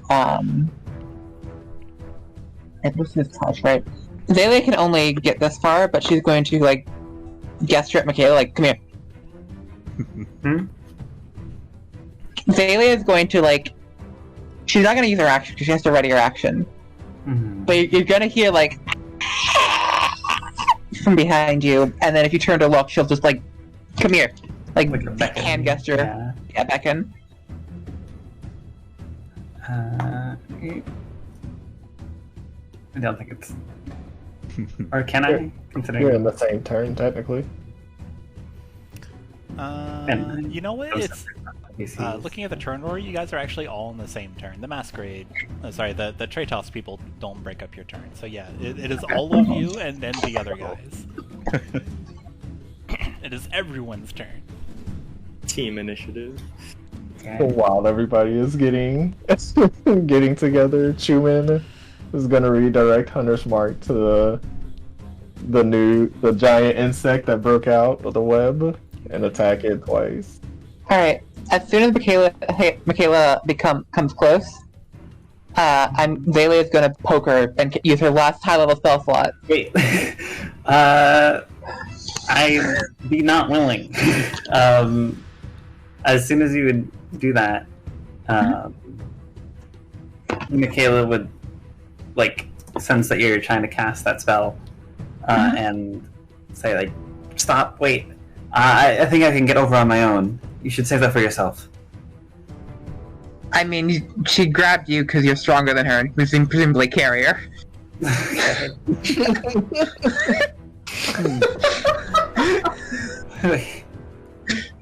But okay, if you think you can get over by yourself, that's fine.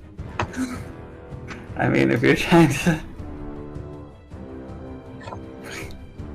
Huh? I mean, at that moment, Makayla would try and do a similar gesture, like similar kind of gesticulations of when you made the fake real bottomless pit. What?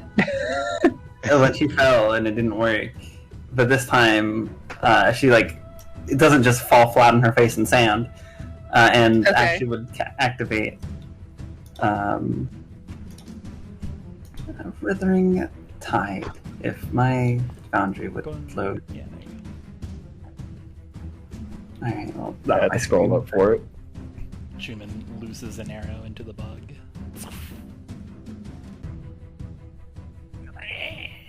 Knocks off a piece of its mandible. Raptor bits coming out of its mouth. Yeah. Suddenly there'd be like a fuck ton of a wake, if you will, of sort of spectral vultures sort of flying around Makayla. And I guess if you're trying to like hold me as you fly, question mark? No, basically her thought process is, okay, I have one fly spell, we need to get two people over. If I do it on myself, I can't carry Makayla. If I do it on Makayla, she can carry me. I don't think I can carry you either. Okay, fair. But you would see Makayla like sort of. Oh, someone's left the call. What just happened?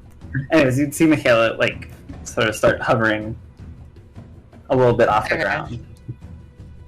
Xalia will see this. Xalia will nod. Like I can. Xalia will fly herself. Mm-hmm.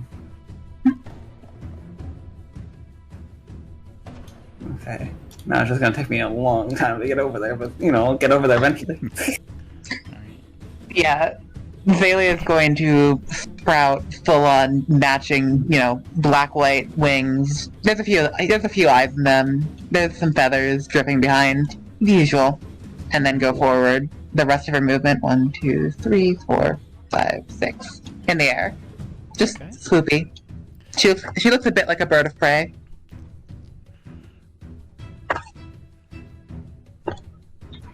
Fashionable. Mhm. Alright. And you So I two, can't move an additional 10, right? If I try to fly, since I already moved 35 it's just you can use 10 of that movement to of yeah. your movement for flying. Mm-hmm. All right. Cool. Is this thing, the antlion thing, is that like existing and moving? Oh yeah, it is. Okay, just trying to make sure. Sorry. Yeah. I think I still have my action. That was a bonus action. Yep. That's not even any act. Yeah, no bonus action. Everything tied. Yeah, and I restocked my rocks so I can. I'll try and shoot some stones at that creature. Okay, do it. I dare you. I dare my computer to do it. Let's see if that will make it work. No, it doesn't. Actually, please roll it for me. I'm gonna scream.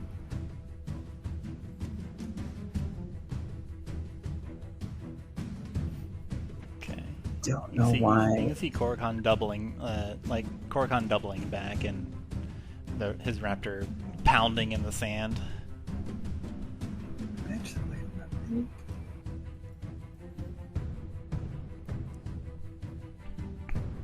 Let's see, 1, 2. You can see an Aldani crab claw extended towards you, Twig, as his raptor doubles back on the distance. Let's see, Makayla, I can help you. Where do we magic stoning? The mount, like the bug mount. Okay, the one that just popped up out of the ground, or the one that just ate the raptor? Oh. Actually, you're not in. Oh, you are. Wasn't aware. Or the Oh, southern one. Okay. A 22 hits. Cool. Nice, big damage. Thanks. Can I get a DC 15 strength saving throw? Sure. It rolls a 10. Nice. And I push it. Gets pushed back into the web. Nice. 15 feet. Yeah. 1, 2. There you go. Love it. And I guess I'll just attack it again. Okay. I did 2 attacks for you. You did 2? 12, Okay. also 22. Alright, and that's everything I got. Alright. Anyone else? Is Korrikan like right there in grabbing range, or does he still have a ways to go? You know what? You can run. You can like meet him there, and you can do it. Why not add a little extra damage? He's a little far away because he got a good head start. But if you can run up to him and meet him there. I think for now, Twig's just gonna take the dodge action to block the way of the bug monster up ahead. Okay. You take a stance. You are prepared for a bug monster. Okay. What's everybody else doing? Chuman steps back and Oh, actually, go ahead. Zoaz is gonna use half his speed to get up because that was his raptor that got eaten. Go ahead, Chuman. Chuman just takes a step back next to Pastiche's raptor and just gets ready for the 2 down south. Surveying the situation, seeing that Makayla and Xalia seem to have found their own way across, Pastiche is going to turn their attention back to this web and fling some deeper green paint into it. Yikes. Dang, this is with disadvantage on that guy. Because he's restrained. A 5 and a 12. Nice. Or wait. Okay, yeah, they both make it. They both have to make it. Gotcha. Yeah. Alright. Cool. Acid damage. That hurts. I don't like that.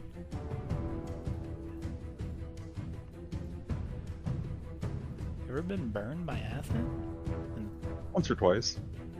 Hurts. Painful. The insect recoils and shrieks as the acid burns through its chitinous armor. It makes anti-raptor noises. They're actually just the raptor noises played in reverse. Whoa. Alright, let's see. Is that everyone? Except for Zoaz. What's Zoaz gonna do? Yep.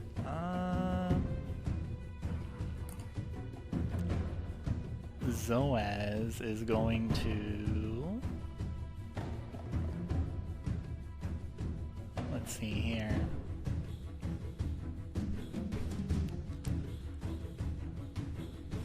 Does he have the touch for this one?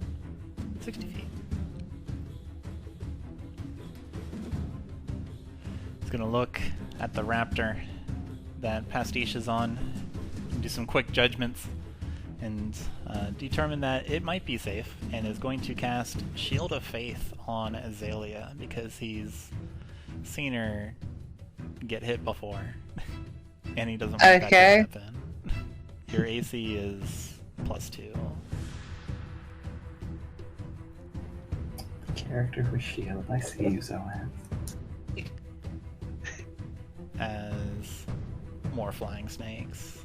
Jaya! Come out of the abyss. Oh, fun. Alright, so let's see. These dudes on the left. 1, 2, 3, 4, 5, 6.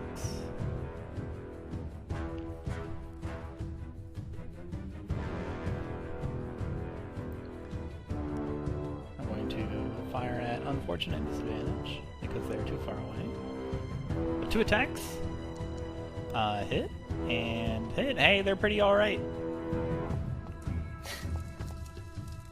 Dang.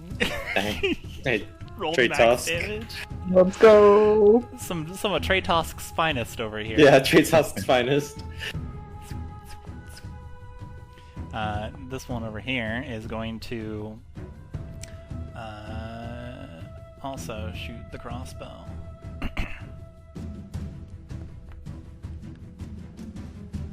Never mind.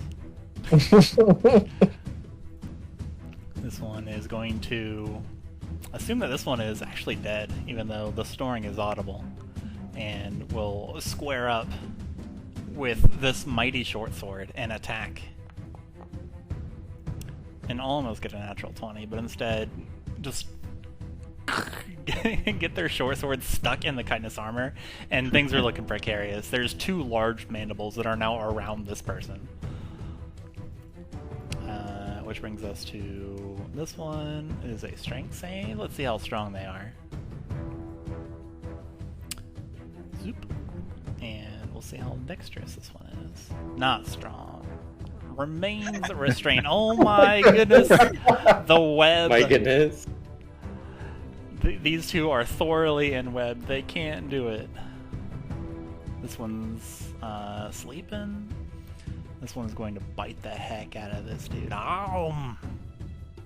No. Trey Tusk's finest has been grappled and takes all tona damage. He's looking bad. He's looking real bad. As he is grappled, like lifted up from the ground by these 2 mandibles and just starts getting chomped on. Mm.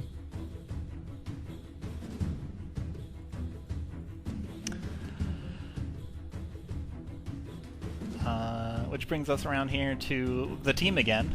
Korkan has made it to you, Twig. Hi.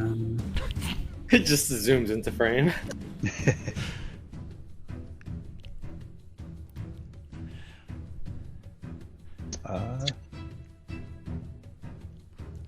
Pastiche is going to keep pelting these 2 down here. Okay. And while that is happening, Chuman is going to fire 2 arrows at the new snakes that came up. Okay. I have a question. What is your question? Are there any like biggish loose rocks? Yeah, there's actually quite a few. Especially where you're standing, where the bridge has fallen off into the abyss. There's plenty of huge rocks. Cool. There's She's some gonna like pick up... the size of yourself, some the size of your head. She's gonna find grab the biggest one she's comfortable eyeballing and mage hand it over the abyss, just like where the snakes keep coming from, and just drop it. Okay. All right. And then she's gonna, just zoom over here, flump down behind Chuman. Just gonna go and flap her wings a little bit. Alrighty.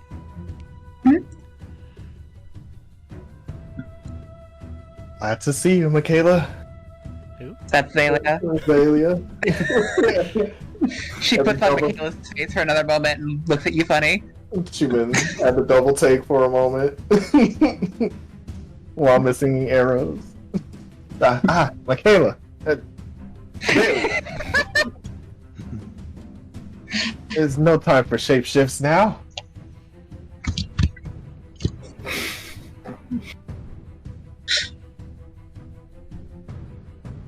Out of curiosity, do I hear anything from the abyss from that rock I just dropped?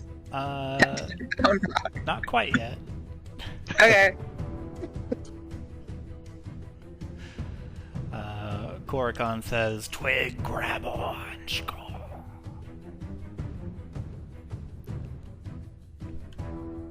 Twig will look at Korikon and he'll look back at the Traitos guard that's grappled, and he's gonna throw his dagger at the monster grappling him. All right.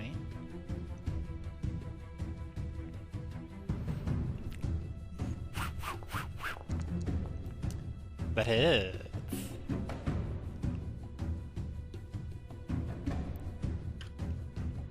One second, because this is a regular attack.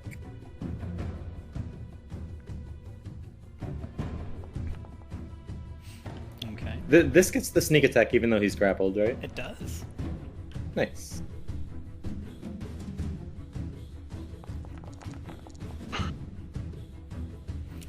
That's a lot of damage. Oh. Let's see here. Can't believe you bit him and then you just blew him up. I didn't roll this one's HP, so I just did it now. Alright. Twig. Uh-huh. That is exactly what you needed. They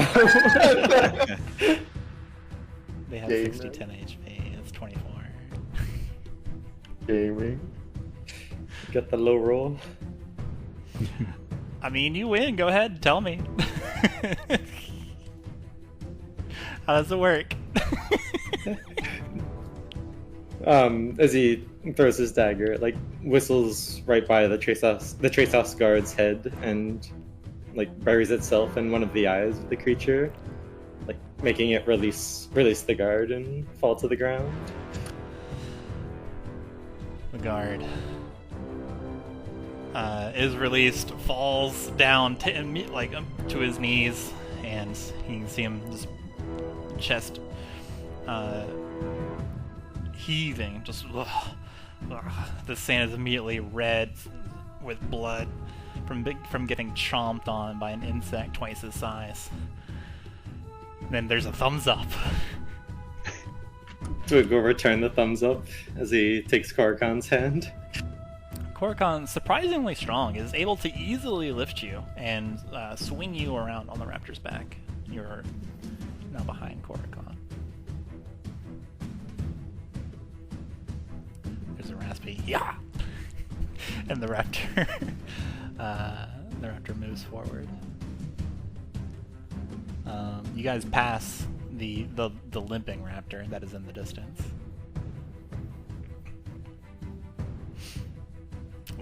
Anyone else from anyone else? Or anything else from anyone else? I still need deck saves from these two. Oh. Coming right up. Dexterity at disadvantage, because they're restrained. Oh, whoops, I'm still in self-roll. Are the flying snakes moving this round? No, they just came up. They are. I'll get to them after you guys. Oh, Okay.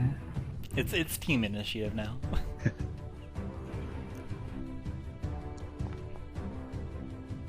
Yikes. Pastiche, you have defeated the large insect as it is wrapped up in webbing. It appears to not like acid very much.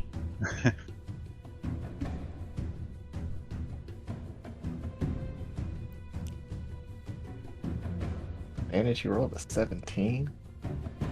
Jeez. Yeah. 19 and a 15. So definitely roll high. Pretty strong. Alright. If it's technically... Oh wait, did I already... I don't even know anymore. You have not taken your turn yet. I haven't? Okay. I wasn't sure if it was still technically like the action where I went over to Xalia and Xalia flew over.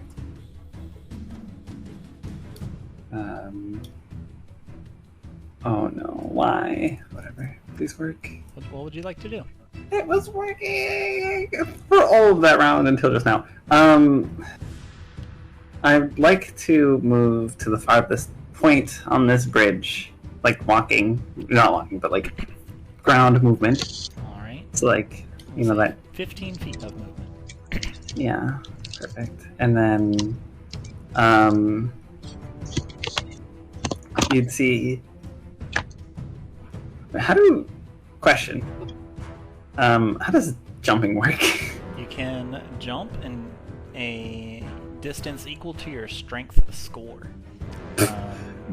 Modifier or score? What is that? A number of feet equal to your strength score. Alright. So, I'll jump. As long as you get a like a 10-foot running. Yeah, I'll say like running off of the sort of that lip of the bridge, right? Little extra little crumbling parts of it. Makayla will leap an extra 5 feet. So is it leaping an action, or is that part of your movement?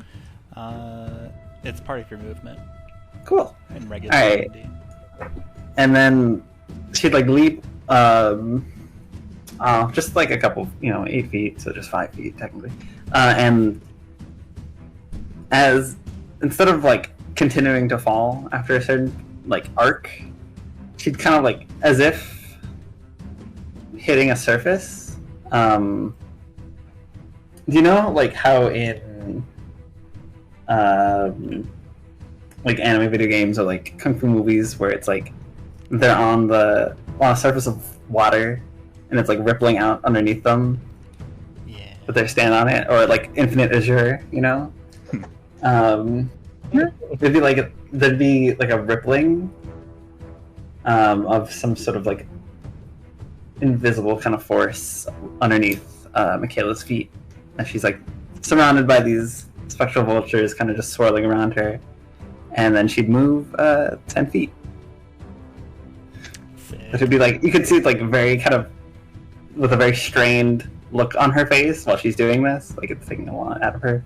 And then she'd try and throw, I think, her last magic stone at anything, a flying snake. Okay. Actually, can I see these guys behind Yeah. the bubble? Okay. This 'Cause that would be this one's advantage, right? Yes. So I'll do that, because I'd rather have advantage. Try and throw one rock, because I think I only have one left. And rock him.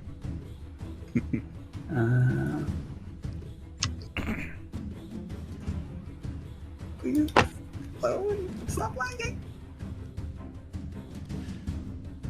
Want me to roll for you? Please do. Is that advantage? Unless an 11 hit? An 11 unfortunately does not hit. Okay, well, I can't milk any more movement out of that turn. That's it then. However, you have 2 attacks. Wait, no. You only Wait. have 1 anyway. No, wait, I haven't used a bonus action, Okay. right? 11 still does not hit. Okay. Sorry. Okay. No, Anything else? nothing. You just see her sort of floating. Like standing, holding on to her staff. Chuman is done for his turn. Okay. Rest of the team?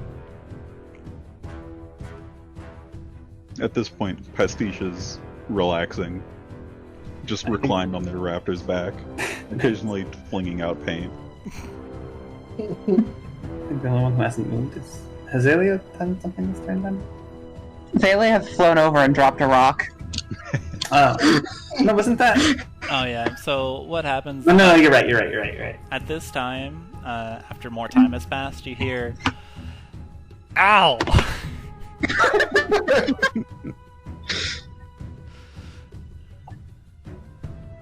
or something resembling "ow" in another language. Good luck to that guy. Gonna have a bad headache. Ow transcends languages, it's okay. "Ow" transcends languages. You're right. Go ahead. Roll me 2d10. Gonna have a bad headache. I will make some notes. Mhm. Alright, I think you guys kind of have things in hand. This dude's asleep, this dude's webbed up, Pastiche is just flicking paint and acid. These snakes are pretty easy to hit. You're able to collect all your party members and dispatch the threat. I am interested in how Makayla gets transportation before something bad happens, though. So please tell me, in your own words, what happens. Make it up.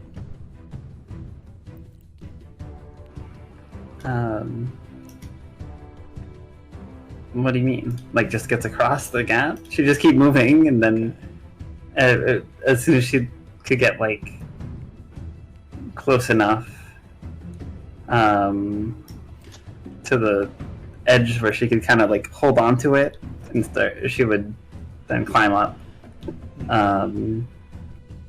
She'd sort of let herself Zoaz drop and climb up and then scramble on. Zoaz runs And east. very heavily tired. Zoaz runs east and casts Cure Wounds. Probably at level 2 on the raptor that was bitten and is on death's door.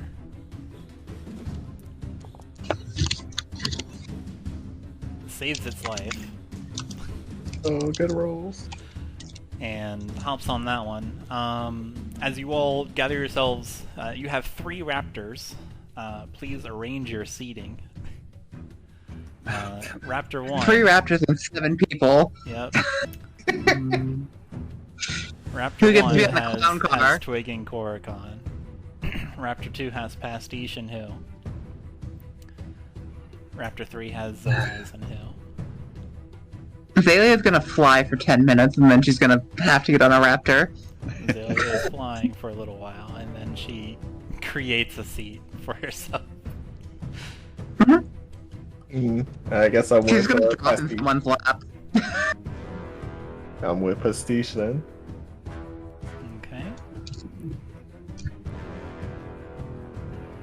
I guess whichever one is vacant. You're with Zoaz then. Right.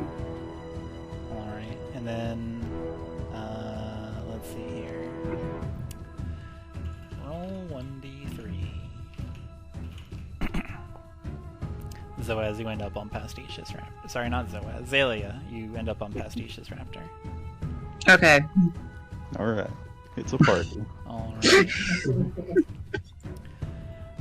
Who catches it? Is it me or is it Pastiche? So, after you guys make it out of there, you are briefly chased by more insects with more snake extremitied people. They are racing you down before things look dire for a moment before they Xalia Slow uses her down. level 1 spell to fuck with them. Before something bad happens, Xalia discourages their pursuit. There is suddenly a acid-filled pit of hellions in front of them.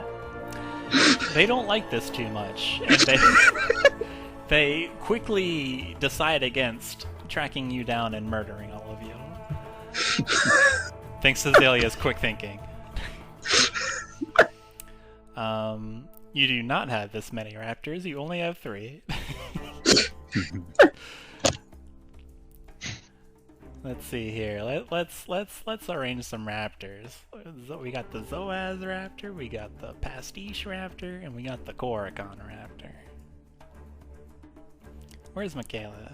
Why don't we have Makayla here? Is she under a raptor? Maybe. Makayla's here.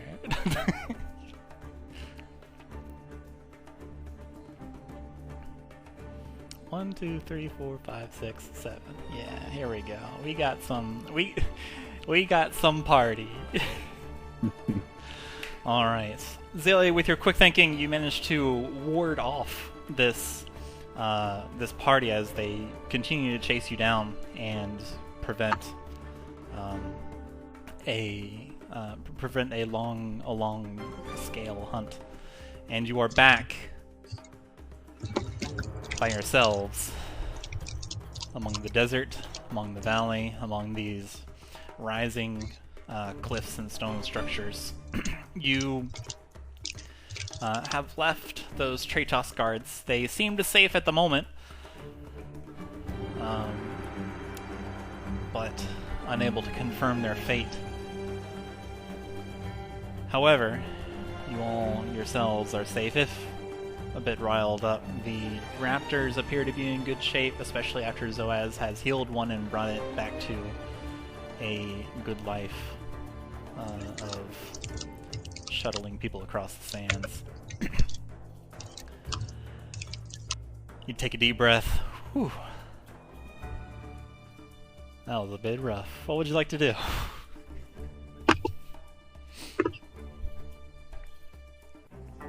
Xalia is playing with her face. She's putting up like little grabby mandible tendrils and just rotating them around her mouth.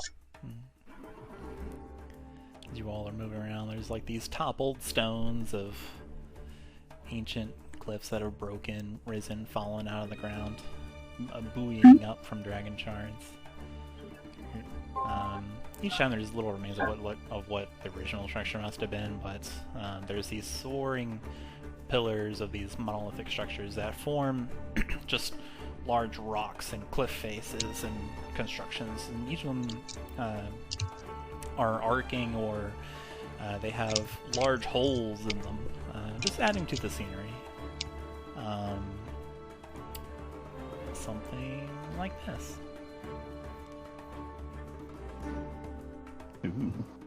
Ooh. Nice. As I bring you to the new map that kind of shows what you guys are dealing with as far as scenery goes. The desperate wind of the desert has calmed against your faces. It's still balmy out, but by golly, it's still hot. So with your earlier coursing of adrenaline, definitely have built up a sweat. The rest of the day is yours. Is everyone okay? Kayla would eventually say as we would be running away, I guess. I think we are all fine, but I'm not sure all our raptors were so lucky.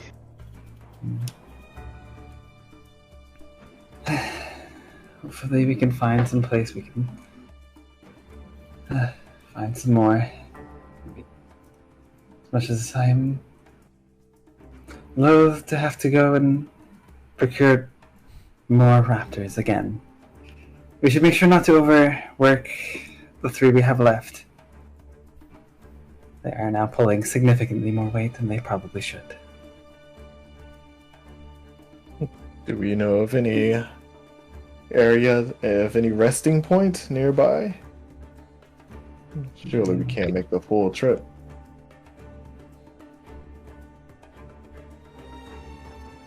Do we? Do we know of like a way station? Go ahead and make a couple.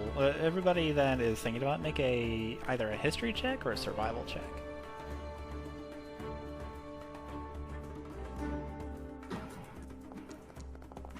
Fortunately, we don't have Mr. Tour Guide of the country. No, 22, we're good. The tour guide rolled a 7. He looks a little frazzled.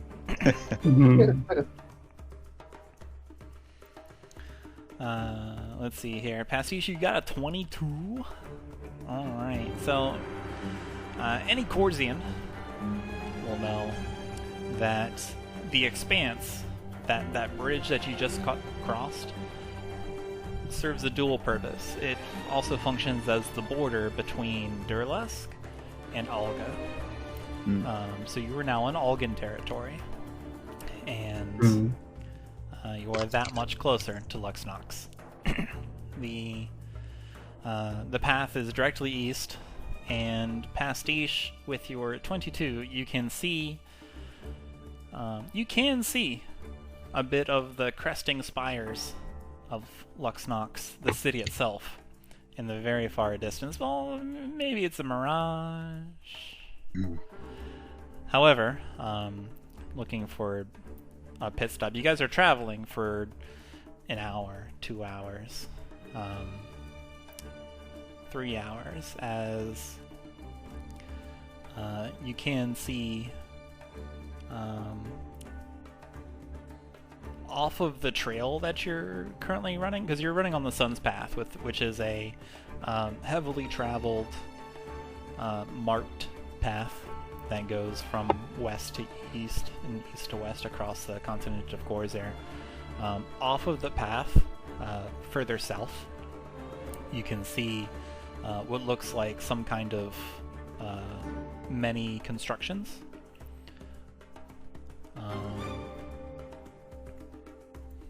Additionally, you can also see, let's see here, a 6 out. You see a rock. The rock, however, is moving. This is a moving rock. Pioneers used to ride these babies for miles. Makayla mutters under her breath.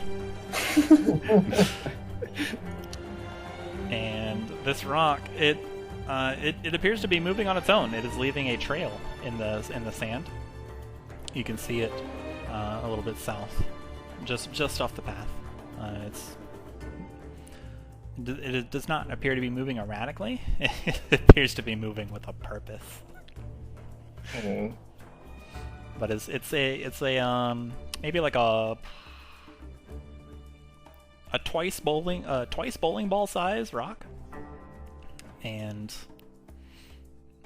by golly, it's moving. Would you say it is a large boulder the size of a small boulder? Yes.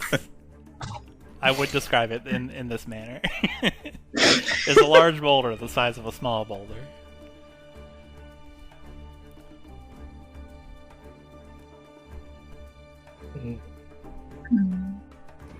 I don't think Makayla would necessarily pay it any mind. As you all... Unless it would be like a sign of some sort of danger. Make a history check. Sure. All of us, sir. Anyone that thinks maybe this is a sign of danger. Probably not, if it's just left alone. About the rock. Like, my vibe is just leave it alone and it'll probably leave you alone, kind of thing. I had a pet rock when I was little. I don't see the issue with it. It's just a roll. I don't know. Just a history roll. Yeah, history. And yeah, and by history I think I actually mean nature, but whatever. It's fine. I think it's the same roll for me. Yeah. If it's the same roll, whatever. But if it's the worst roll, whatever. I actually mean nature, not history. So, Pastiche, So 15. Pastiche, this is a rock. Yeah. Xalia, Makayla, and Chuman, this is a rock.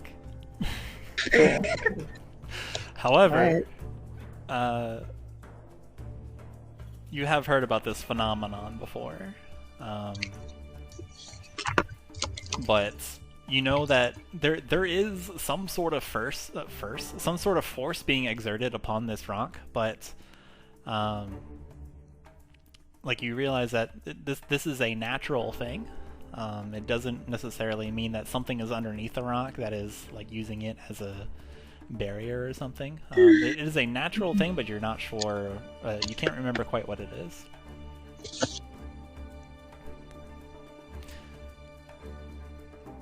Okay. Try. Yeah. Leave it alone. He'll leave us alone. Hopefully. Yeah. The rock almost keeps pace with your raptors for a moment. Well, I think Chuman and most will probably pay attention to it, but that's it. Okay. Pastiche will notice some slight trails of sand behind the rock. Kind of shake their head and rub their eyes. I must be seeing things. Is there something wrong? Thought I saw something near that rock, but it is just a rock. Right? Ah, so you see it too.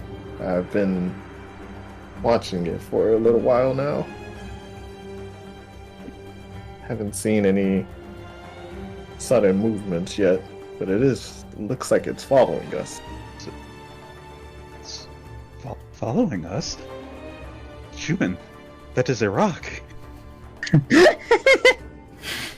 Rock that leaves a trail?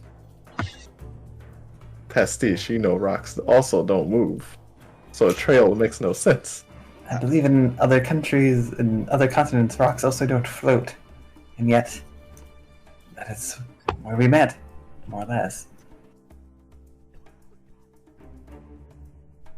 Well,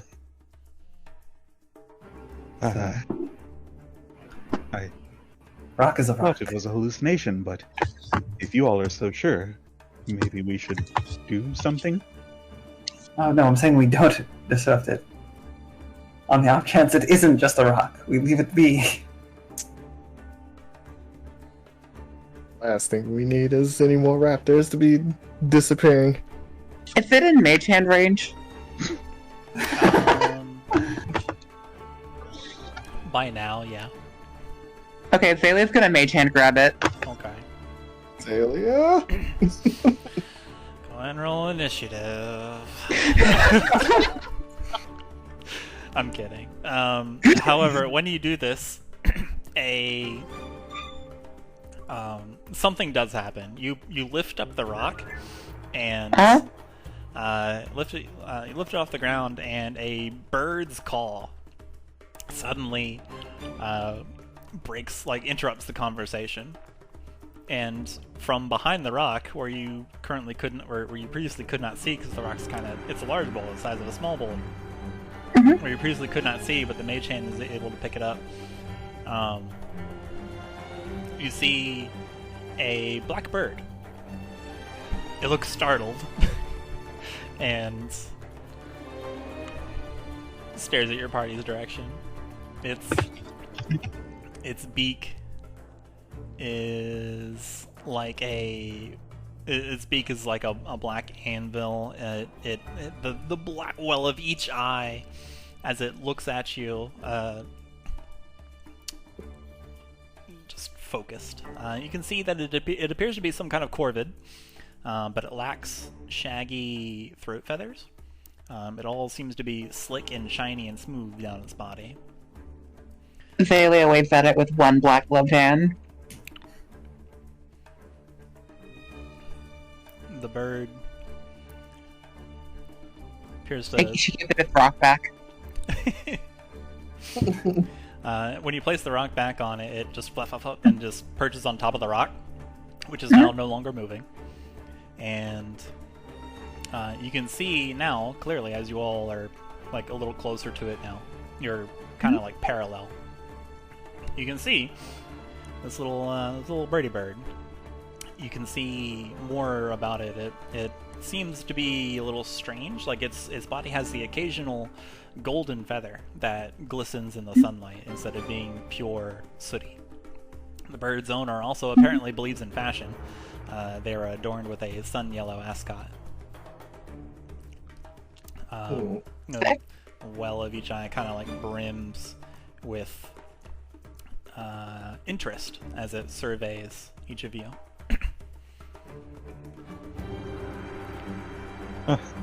Of course, it was just a bird.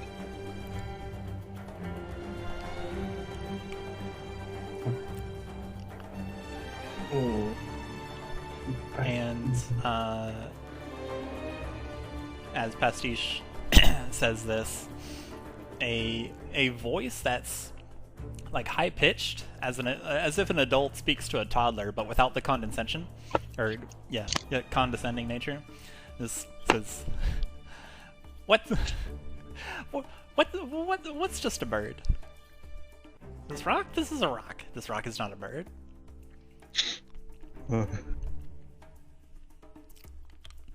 Surely you're able to see that. Pastiche looks around. Is that the bird?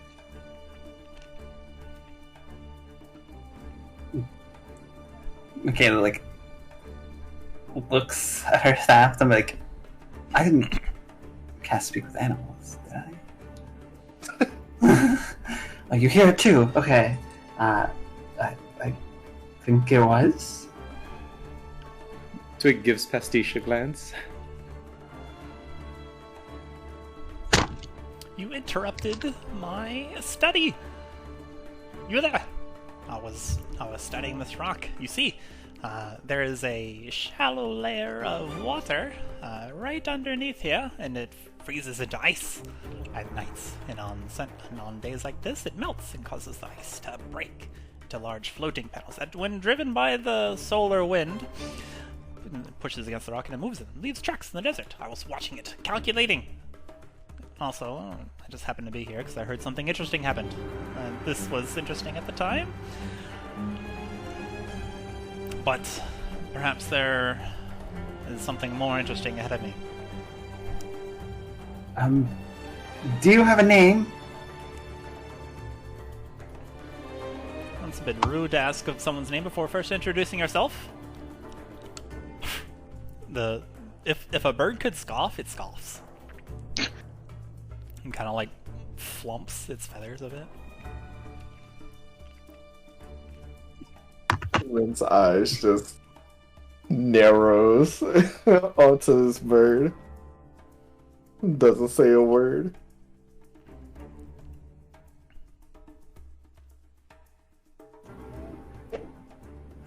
Well, since you did not give me anything, I'll simply refer to you as Bird then. Why can you speak Common? I assume that's speaking Common, right? Yes. Okay. As I understand it, birds don't do that. What do you mean, why? Elf? I can speak Common because I learned Common. It's easy. Everyone knows Common. Why can you speak Common? It kind of flaps up onto the Pastiche raptor, lands on the raptor's kind of little crest, and just kind of like flumps its feathers again, looking at Makayla, looking a little perturbed, as if it said something just ridiculous. Xalia removes her glove to reveal a feathered hand and just kind of reaches out to it.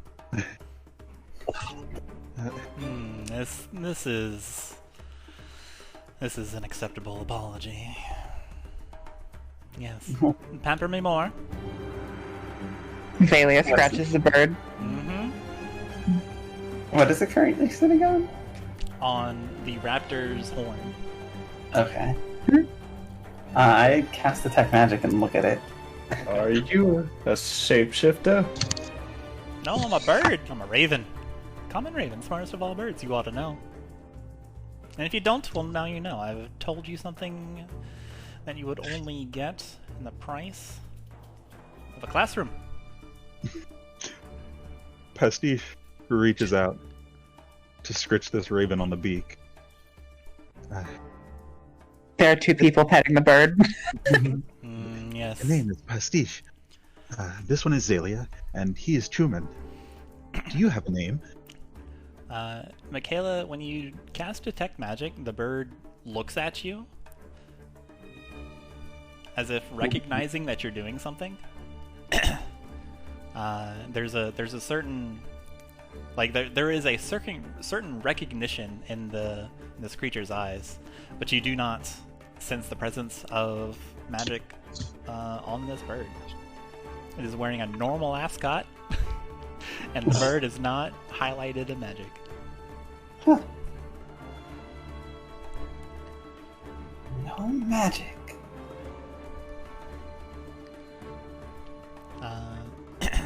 Thoroughly pampered, this bird will respond to Pastiche.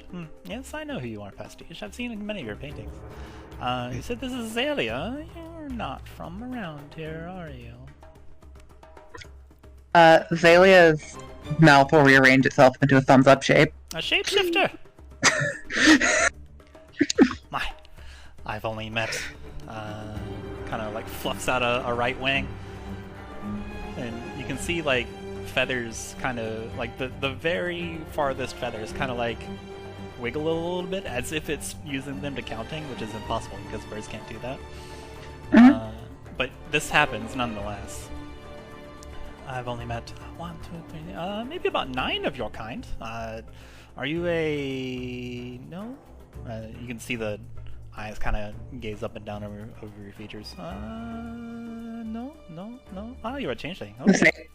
Xalia will deliberately cause them to roil, basically, as it's observing her. There will be eyes coming in and out of existence, new mouths and colors and patterns, fading and spinning around. Yes, magnificent! What I would give to be able to do something like that. But alas, M-bird. It's not terrible, you know. I can fly. Can you fly? Xalia kind of does the kind of hand wiggle. The bird, satisfied with itself, closes its eyes and enjoys the scritches.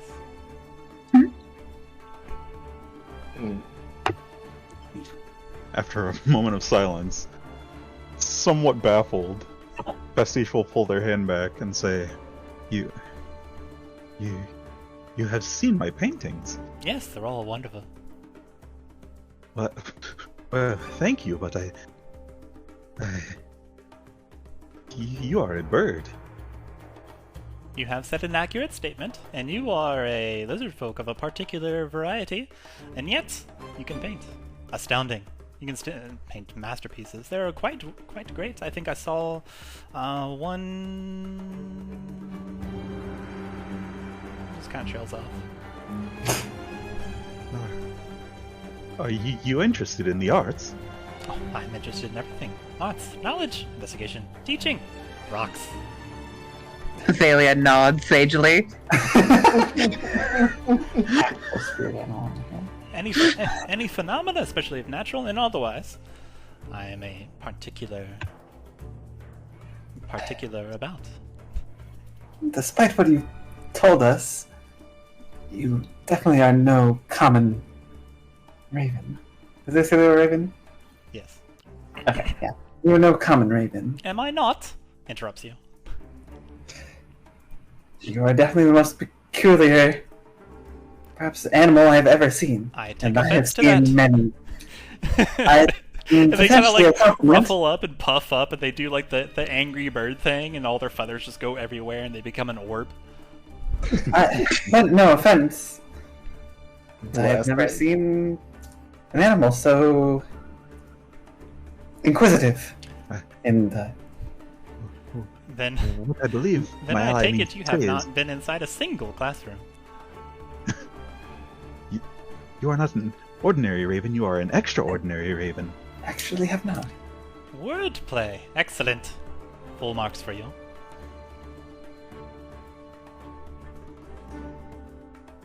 Is he grading us?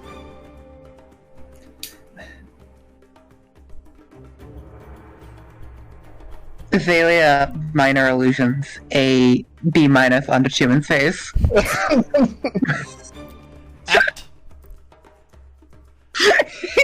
A passing grade, but not quite there. Thank you, Xalia.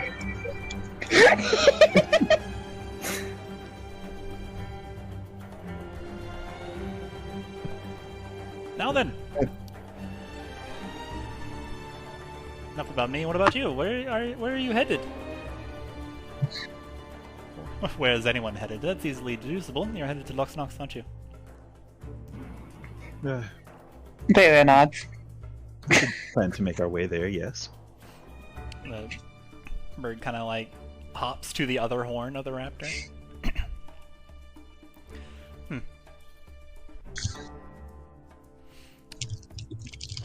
Zoaz will open his mouth to speak, as saying, Luxnox, we are headed towards Luxnox, my avian friend. It is, and the bird interrupts Zoaz and says, "Yes, not far, not far. Luxnox is not far. You could reach it before the evening. Look, you can see in the east." And the bird opens up a wing and towards it. Do you intend to, I suppose, accompany us for the remainder of our journey then? Bird looks around, looks at Korikon, and all done merchant. Hey, Kenku, to Lizardfolk.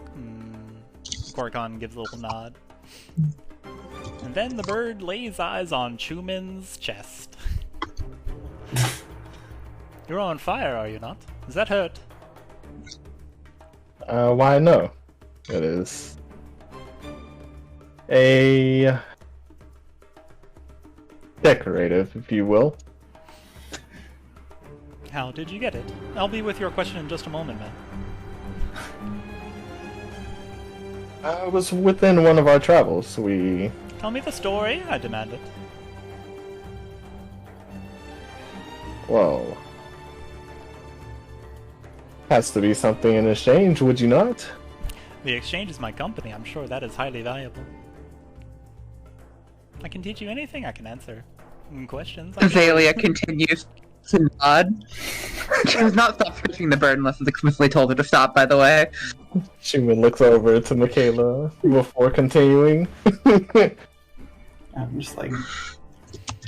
You all seem a group that might be lacking in a certain education. You two notwithstanding. Okay? Yeah, you two notwithstanding. Xalia are doing excellent. But this continue in Pastiche, why, you are of some renown anyway.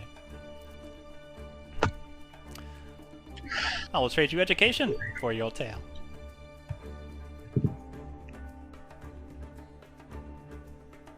Well, go on, Chuman. Regale them. Yes, regale me. Preens. Well, if you must insist. We were on an expedition with Dimios in the previous lands. Dimios Fool Killer? What is that old scamp up to? Don't you know? I'm sorry, Well, what was that? Quiet in the back row. Discord ping, apparently. No. Makayla does not repeat herself. At any rate, we were on an expedition with Dimios, looking through some rather new ruins in the area.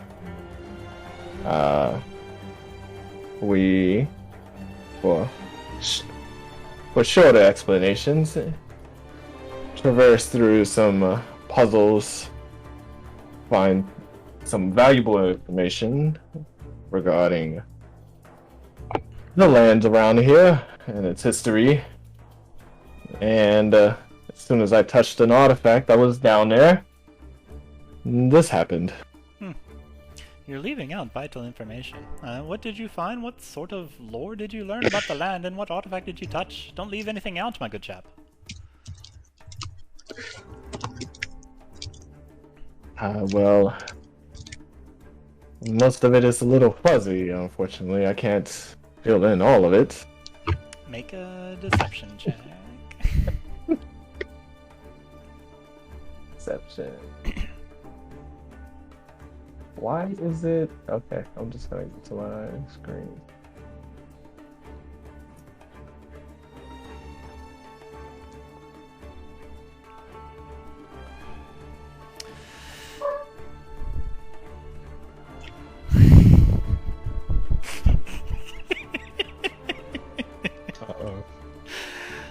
Raven rolled a natural one. Not so Good smart, job. are you now, Raven? Yes, I suppose whatever might lead up to having a flame on your chest, on your heart, might leave someone's mind in disarray. Would anyone else like to fill in the blanks of our good friend? Or have you not told him yet? Really, they must treat you better, my good man. Not told me? What do you mean? You're with blanks in your memory. Your friends have deigned not to inform you on what went on during your blackout. I am frankly appalled.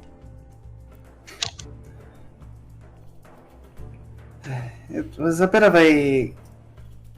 well, I guess...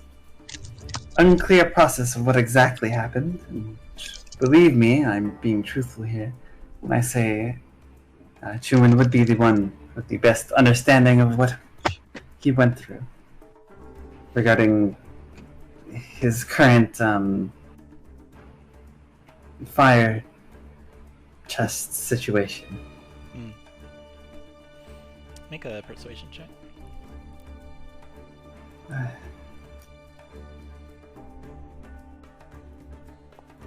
Natural one, no!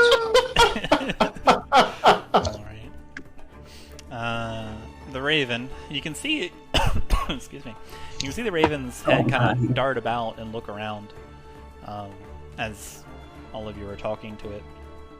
And as it speaks with you and is investigating the fire on Chuman's chest. And goes around. I am not convinced that you're all being forthright with me, and frankly, that doesn't sit right. So I will sit here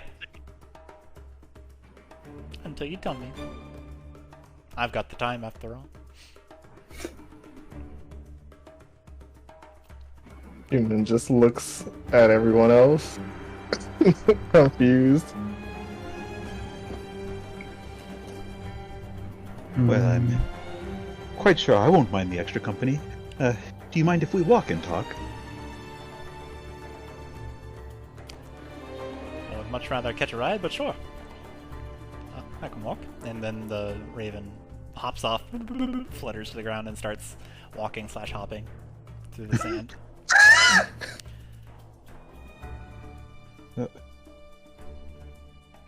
Oh.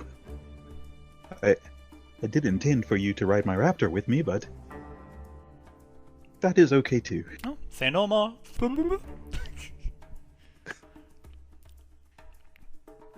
Now stands on the raptor's kind of like muzzle and appears to be brushing its beak against the raptor, and you can see it kind of like pick stuff off and then eat it.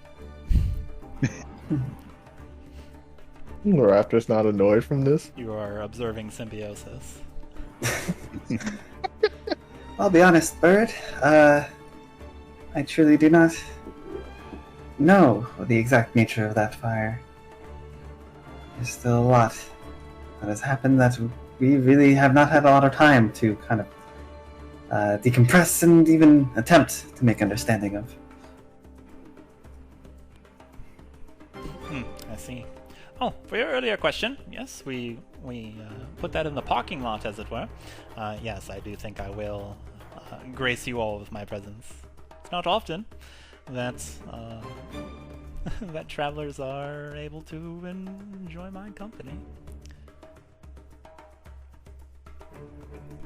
Consider it a treat. Why are you all hurt?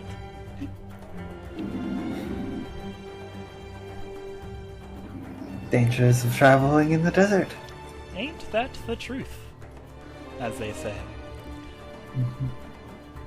You seem to know Demios in this area quite well, so I'm sure you heard of what was going on in the previous town. Aye, Daniel's Soul Killer. He's got a lot of his. He's got his hands full. Or should I say his paws full ever since he took over that town of a year ago. Not sure he quite knows all about what goes on in town, but he sure has a lot of helpers ever since he took over. You know, he was something of a coup, right? The previous town owner, the previous mayor, as it were, he did not do a good job, according to Demios, and him and his gang. He made it a good job, so he's now the ruler. But I agree with Demios, as though his tactics are a little bit heavy-handed. There's no need to be brutish. You could always just go about with a certain popular vote, but sometimes you force your way. I don't think, knowing the history, and I imagine they teach this history at the schools that you went to. Of course, popular votes are not exactly the way of Khorzaire government. Correct.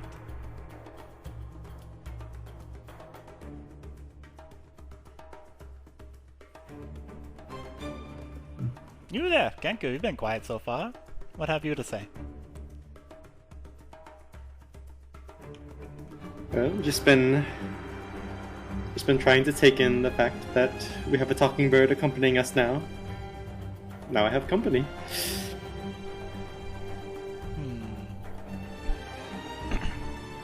Would you like to see a trick? I can show you a trick. A trick? It's a trick that you know. I love tricks. We can both do the same trick. Watch. Are you watching? I'm watching. That was a trick. You were actually supposed to hear this one. The oldest one in the book.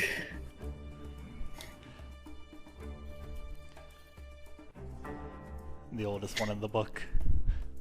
The raven mimics your voice and says that it. Very clever. Very clever.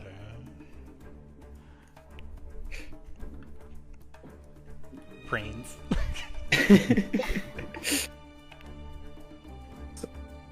So then, what is your relation to Demios? Let's see, what is my relation to Demios? Do I have one? Well, you know of his story to his own, to being in charge of the lands, so I'm sure that you at least have known him in some form. All me knowing a story does not necessarily mean when you have a relationship. You look at enough rocks, you find enough stories. Let me tell you.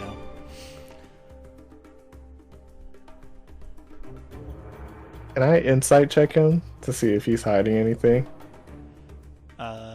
Sure. Go ahead and roll insight. What do you? How are you gonna insight check a bird?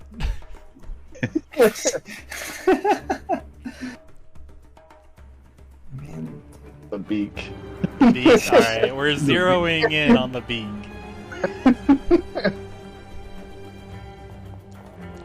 I've got on the ride. I'm gonna ride it through. Let's see. What was the question? I'm gonna insight check him to like anything that seems just awkward in what he responded with. Okay. Another natural one. What's the name? The bird seems genuine. As you're honing in on this beak and the way it clacks, its anvil-like thing as it just bashes together as this thing speaks common at you.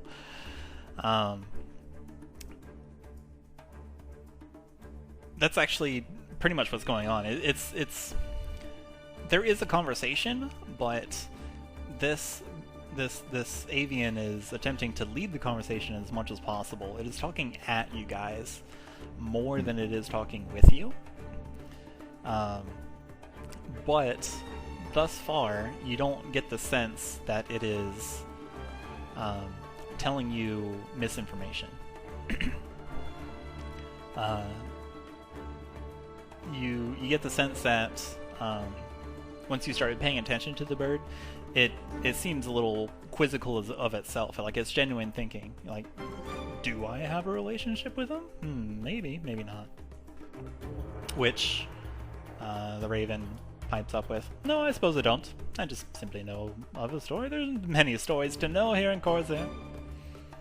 There are 7 more in front of me.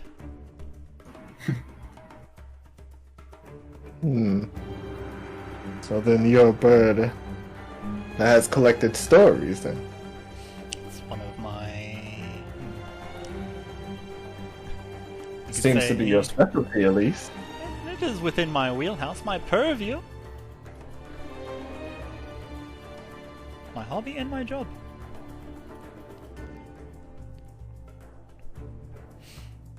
Now then. Job.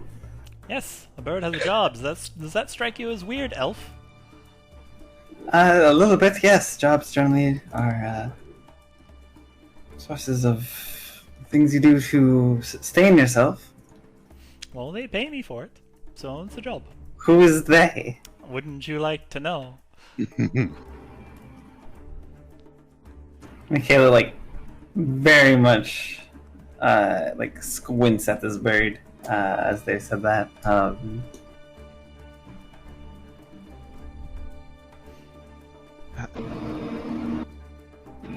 Actually, I would.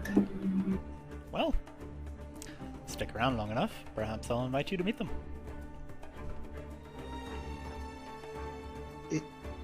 If you are employed, then your little scarf there. Did you buy that yourself? Yes, I think it's quite fashionable. Do you like it? The bird kind of like wiggles the scarf towards you so you can see it better. I do. Excellent, Pastiche. I'm glad that someone with a discerning eye for fashion and the fine arts, and as such as yourself, I hold you in high regard, by the way. Your works of art are fantastic. Finds that my accessory is acceptable. Your compliment is noted and filed, and appreciated. As is yours. Pastiche, what are you working on lately? There's there's a canvas as wide as a continent here. What are you after? Well, I am looking for someone. And helping my friends with this delivery. Oh, these are your friends. I believe so. Pastiche looks around, makes eye contact with everyone. Even makes eye contact back. Unfazed. Yes, they are my friends. Yes, keep scritching right there. Hold on, let me move a little bit. Yes, that's the spot.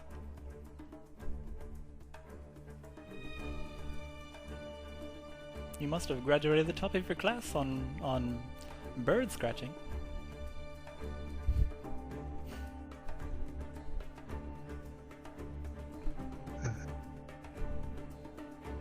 Well, I can't say I've in such a class, but Talent, then. You know, talent is a pursued interest, Pastiche. Might hire you. well, I don't believe I'm available at the moment, but I will consider your offer. Perhaps indeed. Well, Knox is not far. I would love to be in the pleasure of your company a little more, but are we taking a rest, or are we going straight to Knox? That changes my plans one way or the other. Actually, we were wondering, do you know of any stops nearby where we might acquire new mounts? Acquire new mounts? No. Stops? Yes. There's a bit of construction going on to the southeast, ordered by Lady Merchant Queen Khorzaire. They're trying to do some irrigation over there so we can have a second, something of a kingdom town. There's starting to become too many people in Knox, and Lady Khorzaire does want to make sure everyone is taken care of. Is there at least a place to rest at this stop? I believe our raptors could use it. It's all construction, but surely you can find some shelter and some shade. Suppose it is what we'll have to work with. We are fairly short-handed, and these raptors probably will be more than exhausted if we went all the way to Luxnox. This one has a bite mark in him.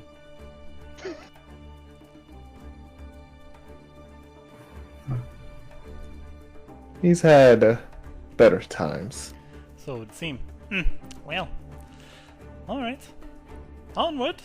Let us go to... they haven't named it yet. They're still working on the name. I hear they're drawing lots. Well, let's head on over there then. It'll take you off the path. Zoaz looks like he's about to interrupt, but the bird says, "Over there! You'll just a straight line across the ruins."